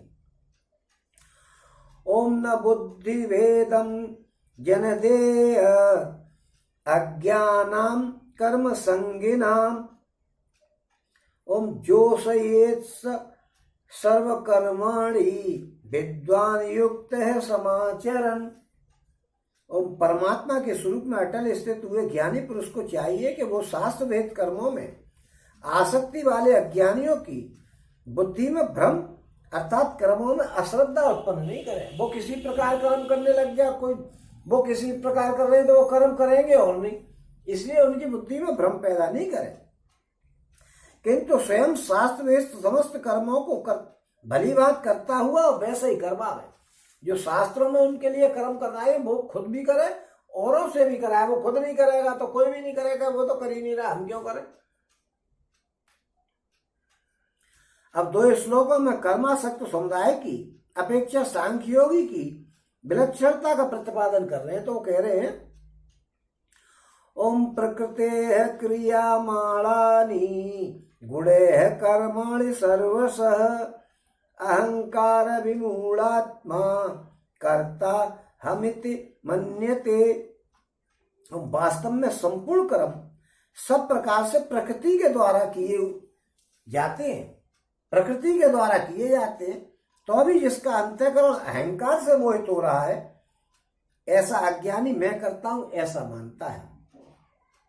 यानी प्रकृति से उत्पन्न यदि सत्व रज और तम ये तीनों गुण ही अहंकार बुद्धि और मन और आकाश आदि 5 महाभूत और श्रोत्र आदि 10 इंद्रियां और शब्द आदि 5 विषय, इन 23 तत्वों के रूप में परिणत होते हैं सारे कर्म। यानी कौन कौन से बताए हैं कि सत्व रज और तम 3 और बुद्धि अहंकार और मन 6 और आकाश आदि 5 महाभूत 6 और 5 11 और 10 इंद्रियां, 5 कर्म इंद्रियां 5 ज्ञान इंद्रियां, तो 11 कितने हो गए। सत्रजतम 3 और बुद्धि और अहंकार 5 और मन 6 और 5 महाभूत 6 5 11 और 10 इंद्रियां 21 और इनके शब्द आदि 5 विषय, इन शब्दों को मिलाकर के ये सारे कर्म होते हैं।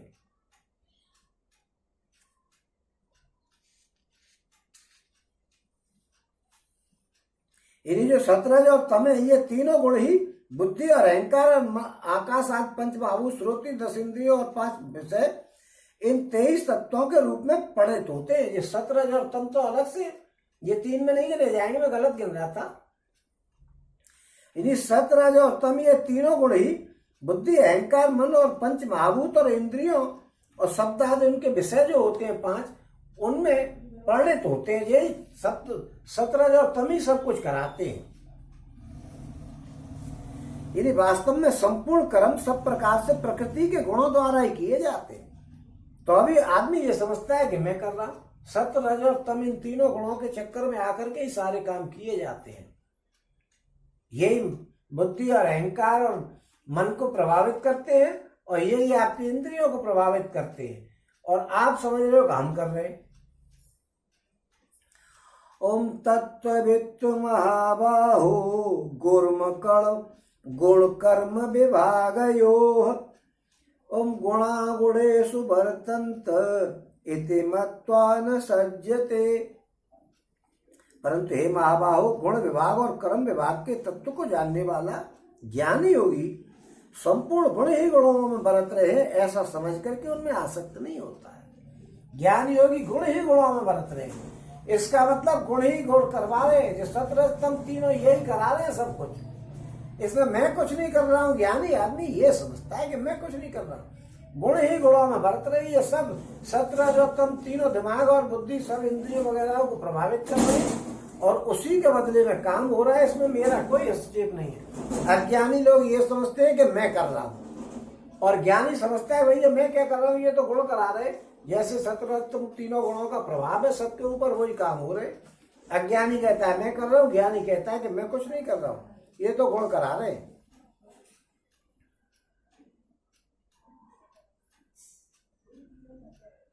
ओम प्रकृतेर गुण सम्मूढ़ा सज्जन्ते गुण कर्मसु तान कृष्ण विदो मंदान कृष्ण भिन्न विचालयेत्। प्रकृति के गुणों से अत्यंत मोहित हुए मनुष्य गुणों में और कर्मों में आसक्त रहते हैं। प्रकृति के गुणों से अत्यंत मोहित हुए, प्रकृति के गुणों के चक्कर में पड़ने के बाद मनुष्य गुणों में और कर्मों में आसक्त हो जाते हैं। उन पूर्णतया न समझने वाले मंद बुद्धि अज्ञानियों को पूर्णतया जानने वाला ज्ञानी विचलित नहीं करे। ऐसा नहीं करे कि भ्रम पैदा कर दे रहे ज्ञानी पुरुष के, तुम ज्ञानी हो तो दिमागों को खराब कर दो कि यो नहीं ऐसा करो, यो नहीं ऐसा करो। दिमाग को खराब नहीं करे। ओम मय सर्वाणि कर्माणि सन्न्यस्याध्यात्म चेतसा निराशीर निरमो भूत्वा युद्धस्व विगतज्वर। ओम मुझ अंतर्यामी परमात्मा में लगे हुए चित्त के द्वारा संपूर्ण कर्मों को मुझ में अर्पण करके आशा रहित, ममता रहित और संताप रहित होकर के युद्ध कर। आशा मत करे हारेंगे कि जीतेंगे, दुख मत करे कि किसको मारेंगे नहीं मारेंगे, और ममता में मत फंसे कि जी अपने हैं कि पराए। ओम ये मे मतमिदं नित्यम अनुतिष्ठन्ति मानवाः ओम श्रद्धावन्तो अनसूयन्तो मुच्यन्ते अपि कर्मभिः। जो कोई मनुष्य दोष दृष्टि से रहित और श्रद्धा युक्त होकर के मेरे इस मत का सदा अनुसरण करते हैं, वे संपूर्ण कर्तव्यों से छूट जाते हैं, कर्मों से छूट जाते हैं। कर्मों के बंधन को नहीं मिलता है उनको, कर्मों के बंधन से छूट जाते हैं, क्योंकि वो कर्मों का फल भगवान को अर्पण कर देंगे तो उनको कर्मों का बंधन मिलेगा ही नहीं। ओम ये त्वेतभ्य सूयन्तो नानुतिष्ठन्ति मे मतः सर्वज्ञान विमूढ़ास्थान विद्धि नष्टान चेतसः। परंतु जो मनुष्य मुझ में दोषारोपण करते हुए मेरे इस मत के अनुसार नहीं चलते हैं, उन मूर्खों को तू संपूर्ण ज्ञानों में मोहित और नष्ट हुआ ही समझ। जो मेरे कहने को नहीं मानता है, कर्मों के बदले लेता रहता है, उनको तो समझो अधोगति में ही जाएंगे।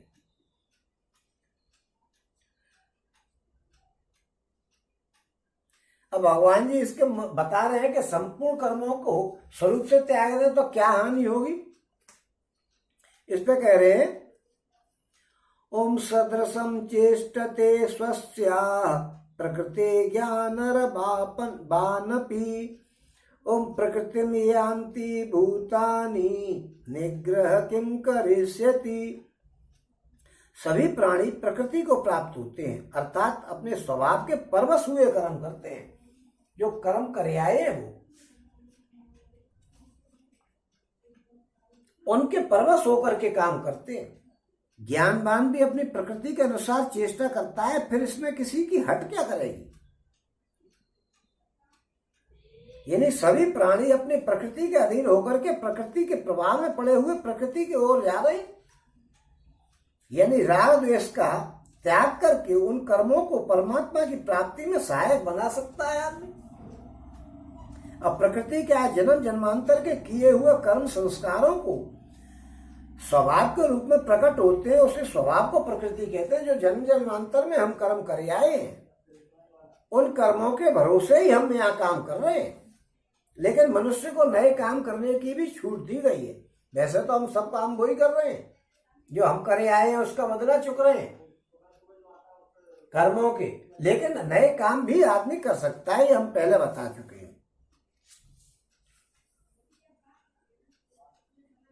अब कर्म बंधन को छूटने के लिए आदमी को क्या करना चाहिए, तो उस पर भगवान जी बता रहे हैं, ओम इंद्रियस्येन्द्रियस्यार्थे राग द्वेष व्यवस्थितौ तयोर्न वशमागच्छेत् तो हस्य परिपंथिनो।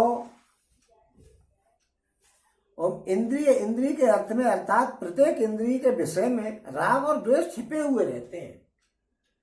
मनुष्य को उन दोनों के बस में नहीं होना चाहिए, क्योंकि वे दोनों ही इस कल्याण मार्ग में विघ्न करने वाले होते हैं। जिस वस्तु प्राणी या घटना में मनुष्य को सुख की प्राप्ति होती है, उसके अनुकूल होता है, उसमें उसकी आसक्ति हो जाती है। जो काम उसके अनुकूल होता है उसमें उसकी आसक्ति हो जाती है, इसी को राग कहते हैं। जिस काम में आसक्ति हो जाती है इसको राग कहते हैं, क्योंकि जो उसके अनुकूल होता है उसमें उसकी आसक्ति हो जाती है, इसे राग कहते हैं। और जिससे उसको दुख प्राप्त होता है, उसके प्रतिकूल होता है, उसे द्वेष कहते हैं। एक ही मनुष्य को जो वस्तु एक समय में सुख प्रदान करती है, दूसरे समय में दुख प्रदान करती है। सर्दियों में रजाई जो है वो अच्छी लग रही है, गर्मियों में बुरी लग रही है। इस प्रकार जो भी एक वस्तु कभी आपको सुख दे रही है, कभी दुख दे रही है, इसका मतलब वो उसमें राग और द्वेष छिपे हुए हैं। राग द्वेष छिपे होने का मतलब क्या है कि उसमें राग भी है, यानी अच्छी भी लगती है, और कभी नफरत भी उससे होती है। इसलिए भगवान जी ने कहे कि हर एक चीज में, वो कह रहे हैं कि हर एक प्रत्येक इंद्रिय के विषय में राग और द्वेष स्थित रहते हैं। मनुष्य को उन दोनों के बस में नहीं होना चाहिए। उससे ये नहीं कि नफरत हो गई, सर्दियों में रजाई ओढ़ रहे, गर्मियों में फेंक दी, तो अगली सर्दियों में कहां से ओढ़ोगे, क्योंकि दोनों ही इसके कल्याण मार्ग में विघ्न डालने वाले शत्रु है। अगर तुम इन चक्कर में पड़ जाओगे तो वो दोनों ही जो है विघ्न डालेंगे आपके कल्याण के मार्ग में।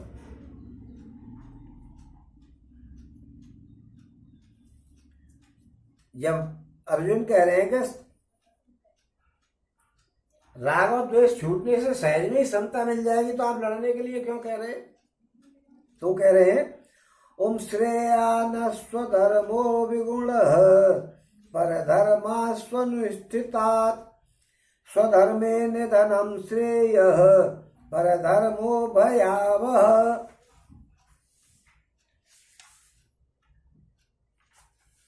ओम भगवान जी कह रहे हैं कि अच्छी प्रकार आचरण में लाए हुए दूसरे के धर्म से गुण रहित भी अपना धर्म अति उत्तम है। अपने धर्म में तो मरना भी कल्याणकारक है, और दूसरों का धर्म भय देने वाला है। अब आप अपने धर्म में मर जाओ, कल्याणकारक है, और दूसरों का धर्म तो बिल्कुल ही खराब है। वो ये कह रहे हैं कि अपने धर्म में तो मरना भी कल्याणकारक है, दूसरों का धर्म भय देने वाला है।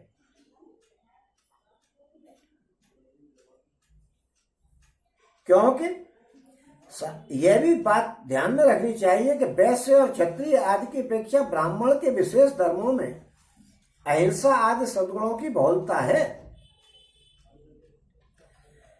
गृहस्थी के अपेक्षा संन्यास आश्रम में धर्मों में सद्गुणों की बहुलता है। इसी प्रकार शूद्र की अपेक्षा वैश्य और क्षत्रियों के कर्म अधिक गुणयुक्त है। अतः ऐसा समझना यहाँ पे यह भाव निकलता है कि जो कर्म गुणयुक्त हो और उनका अनुष्ठान भी पूर्णतया किया गया हो, किंतु वे अनुष्ठान करने वाले के लिए भेद न हो, दूसरे के लिए ही भेद हो, वैसे कर्मों का वाचक यहाँ पे स्वतिष्ठात विशेषण दिया गया है। यानी वैश्य के कर्म अच्छे हैं, शूद्र के उससे गए भी थे, सबसे अच्छे बढ़िया ब्राह्मण और क्षत्रियों के हैं। तो इसका यह मतलब नहीं कि आप शूद्र होकर के और ब्राह्मण बन जाओ और सबसे अपने पैर छुपाओ तो आप नरक को चले जाओगे। अपने धर्म में ही चलने रहना चाहिए।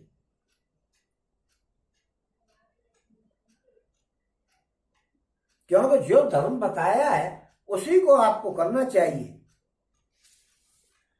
गीता में मनुष्य मात्र के लिए उद्धार का मार्ग बताया गया है। इस आशय से ऐसा माना जा सकता है कि जिस मनुष्य का जिस जाति और समुदाय में जन्म होता है, जिन माता पिता के वीर से उनका शरीर बनता है, जन्म से लेकर के कर्तव्य समझने की योग्यता आने तक जैसे संस्कारों से उसका पालन पोषण होता है तथा पूर्व जन्म के जैसे कर्म संस्कार होते हैं, उसी के अनुकूल उसका स्वभाव बनता है और उस स्वभाव के अनुसार ही जीविका के कर्मों में स्वाभाविक प्रकृति हुआ करती है। यानी जिस मनुष्य समुदाय में वर्णाश्रम की व्यवस्था नहीं है, उसमें उनके स्वभाव और परिस्थिति की अपेक्षा जिसके लिए जो भेद कर्म है, अर्थात उनकी इस लोक और परलोक में की उत्पत्ति के लिए किसी महायज्ञ के द्वारा जो कर्म उपयुक्त माने गए हैं, उन्हीं को उनको करना चाहिए। अब यहाँ पे एक बात आती है कि अपने धर्म में तो मरना भी कल्याण कारक है। इस कथन का क्या मतलब है? क्योंकि उसमें भगवान जी ने यह बात दिखाई है कि यदि स्वधर्म में पालन करने में किसी तरह आपत्ति भी ना आवे और जीवन भर मनुष्य उसका पालन करता रहे तो उसे भाव के अनुसार स्वर्ग की मुक्ति या मुक्ति प्राप्त हो जाती है। और अगर कष्ट भी आए तो भी उसको छोड़ना नहीं चाहिए। जैसा राजा दिलीप ने अपना क्षत्रिय धर्म पालन करने के लिए गैया के बदले अब शेर के सामने खुद खड़े हो गए कि ले भैया इस गैया को मत मारो, क्षत्रिय का धर्म तो रक्षा करना है, मैं इस गाय की रक्षा करूंगा। इसलिए राजा दिलीप ने शेर के सामने अपने शरीर को प्रस्तुत कर दिया कि गाय को मत खाए, मुझे खा जा। इससे उनको क्या मिला? उनको मुक्ति मिली। राजा शिवी ने जो है कबूतर के लिए अपना मांस काट काट करके दे दिया, उनको क्या मिला? मुक्ति मिली। प्रहलाद ने भगवान की प्राप्ति के लिए स्वधर्म को त्याग नहीं किया, उनको क्या मिला? मुक्ति मिली, राज्य मिला, सब कुछ मिला।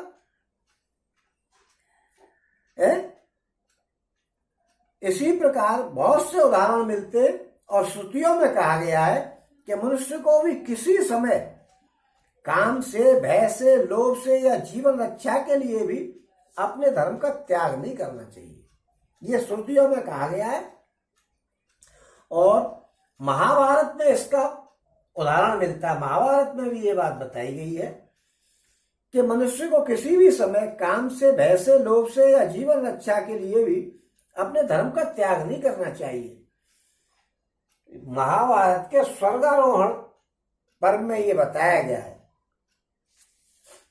तो अब अर्जुन कह रहे हैं, ओम अथ केन प्रयुक्तो अयम, ओम अथ केन प्रयुक्तोऽयं पापं चरति पुरुषः अनिच्छन्नपि वाश्रेय बलादिव नियोजितः। अर्जुन बोले कि हे कृष्ण, तो फिर यह मनुष्य स्वयं नहीं चाहता हुआ भी जबरदस्ती से यानी बलात्कार से लगाए हुए की भांति किससे प्रेरित होकर के पाप का आचरण करता है? ये आप जबरदस्ती काम नहीं चाहेगा तो भी उस काम को आदमी कर बैठेगा, तो ये क्यों करता है ऐसा? तो इसके जवाब में भगवान जी कह रहे हैं, ओम काम ऐस क्रोध ऐस रजोगुण समुद्धव महासनो महापापात्म्य, ओम महासनो महापाप्यमा बुद्धयेन मिह बैरिणम। भगवान बोले कि रजोगुण से उत्पन्न हुआ यह काम ही क्रोध है और यह बहुत ही खाने वाला अर्थात भोगों से कभी अगाने वाला नहीं है और बड़ा पापी है। इसको तू इस विषय में बैरी जान। यह कामना जो है वो सबसे बड़ा दुश्मन है। आपको कामना होगी, काम को, क्रोध को, वो एक ही बात बताई उन्होंने यहाँ पर कि कामना जो है कभी पूरी नहीं होती है। जितना भी आप यज्ञ में घी डालोगे उतनी बढ़ेगी। अपने अग्नि में घी डाल दिया तो और बढ़ेगी, और डाल दिया और बढ़ेगी, ये कभी तृप्त नहीं होगी। काम की उत्पत्ति राग से होती है। इस कारण रजोगुण समुद्ध विशेषण यहाँ पे काम और राग को एक कर दिया उन्होंने। और काम और क्रोध दोनों मनुष्य के शत्रु हैं, इसलिए उन्होंने एक बताया कि काम ही क्रोध है और क्रोध ही काम है। ये सब दोनों एक से आपको बर्बाद कर देंगे। ओम धूमेना ब्रियते बहिन्यय, ओम धूमेना ब्रियते बहिन यथा दर्शो मलेन च यथोल्बेनाव्रतो गर्भस तथा तेनेदमाव्रतम। जिस प्रकार धुएं से अग्नि और मैल से दर्पण ढक जाता है, जिस प्रकार जेर से गर्भ ढक जाता है, वैसे ही उस काम के द्वारा यह ज्ञान ढक जाता है। धुएं के स्थान से विक्षेप को समझना चाहिए। धुआं, मल और जेर, इन तीनों की बात बताई कि धुएं से तो अग्नि ढक जाती है और दर्पण पर जब मैल गिर जाता है तो उसमें प्रतिबिंब नहीं दिखता है, और जेर से मनुष्य ढका रहता है तो पूरी चीज नहीं दिखती है। वैसे ही आवरण से ज्ञान ढक जाता है, इसलिए दिखता नहीं है।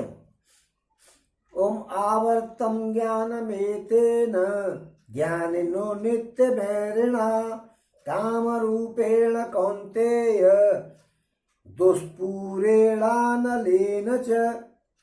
और हे अर्जुन, इस अग्नि के समान कभी न पूर्ण होने वाले काम रूप ज्ञानियों के नित्य बैरी के द्वारा मनुष्य का ज्ञान ढक जाता है। ये ज्ञान ढक जाता है, जैसे अग्नि में आहुति देते रहते हैं तो उनकी इच्छा और बढ़ती रहती है।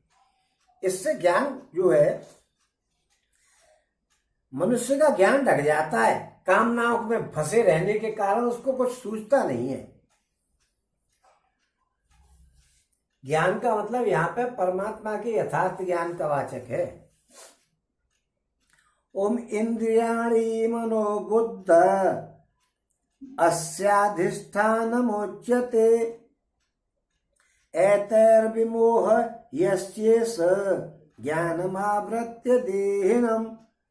इंद्रियां, मन और बुद्धि, ये सब इसके वासस्थान कहे जाते हैं। इंद्रिय, मन और बुद्धि ये सब कामना के वासस्थान कहे जाते हैं। ओम, यह काम इन मन, बुद्धि और इंद्रियों के द्वारा ही ज्ञान को आच्छादित करके और जीवात्मा को मोहित कर देता है। ज्ञान को आच्छादित कर देता है। कामना पैदा हुई और सबरी चौकड़ी को भूले।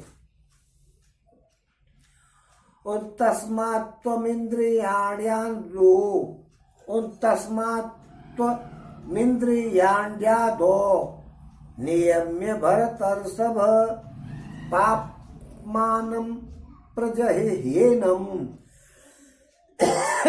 ज्ञान विज्ञान नाशनम। इसलिए हे अर्जुन, तू पहले इंद्रियों को वश में करके इस ज्ञान और विज्ञान का नाश करने वाले महान पापी काम को अवश्य ही बलपूर्वक मार डाल। पहले तो इंद्रियों को वश में कर, क्योंकि इंद्रियां वश में नहीं होगी तो जरा जरा सी बात तो उधर ही मन जाएगा। किसी सुंदर वस्तु का फोटो लगा हुआ है, आपका मन फोटो पे ही जाएगा। सुंदरता को तो इंद्रियों को रोको। कम से कम रोकने के लिए पहले उपाय ये करो कि नहीं भाई, ये काम गलत है। ऐसा अपने मन में विचार करो कि ये काम गलत है, मैं नहीं करना चाहिए। इस प्रकार बार बार इसको करोगे तो आपको आदत पड़ जाएगी और आप इंद्रियों को रोक लोगे। ओम इंद्रियाणि पराण्याहुर इंद्रियेभ्यः परम मनः मनसस्तु परा बुद्ध्यो यो बद्धः परतस्तु सः। इंद्रियों को स्थूल शरीर से पर यानी श्रेष्ठ मानो। इंद्रियां जो है वो स्थूल शरीर से श्रेष्ठ है, क्योंकि शरीर को तो इंद्रियों का काम है। इंद्रिय जहां जाएगी मैं शरीर बेकार, यानी श्रेष्ठ, बलवान और सूक्ष्म कहते हैं। इंद्रियां जो है शरीर से ताकतवर है। शरीर जहां पड़ा रहेगा इंद्रिय तुम्हारी चलेगी। ताजमहल पे तुम वहीं घूमेगी, तुम यहाँ पड़े रहना, न सुनोगे न कुछ समझ में आएगी। ओम, इंद्रियों से परे मन है, इंद्रियों से ताकतवर मन है। कि मन जैसा जिस इंद्रिय को लेकर के चला जाएगा सारा शरीर वहीं चला जाएगा, शरीर तो यहाँ पड़ा रहेगा, सभी इंद्रियां उसी के फेर में बनी रहेंगी। तो इंद्रियों से जो ताकतवर जो है, पर का मतलब ताकतवर मन है, और मन से भी पर बुद्धि है। मन में कोई बात आएगी तो जब तक बुद्धि नहीं चलेगी कि ये चीज कैसे प्राप्त हो, तो आपको प्राप्त कैसे होगी। इसलिए मन से भी ज्यादा बुद्धि तीव्र, क्यों वही तो साधन निकाले कि ये चीज कैसे मिले। और बुद्धि से भी अत्यंत पर यानी ताकतवर आत्मा है। आत्मा सबसे ताकतवर है।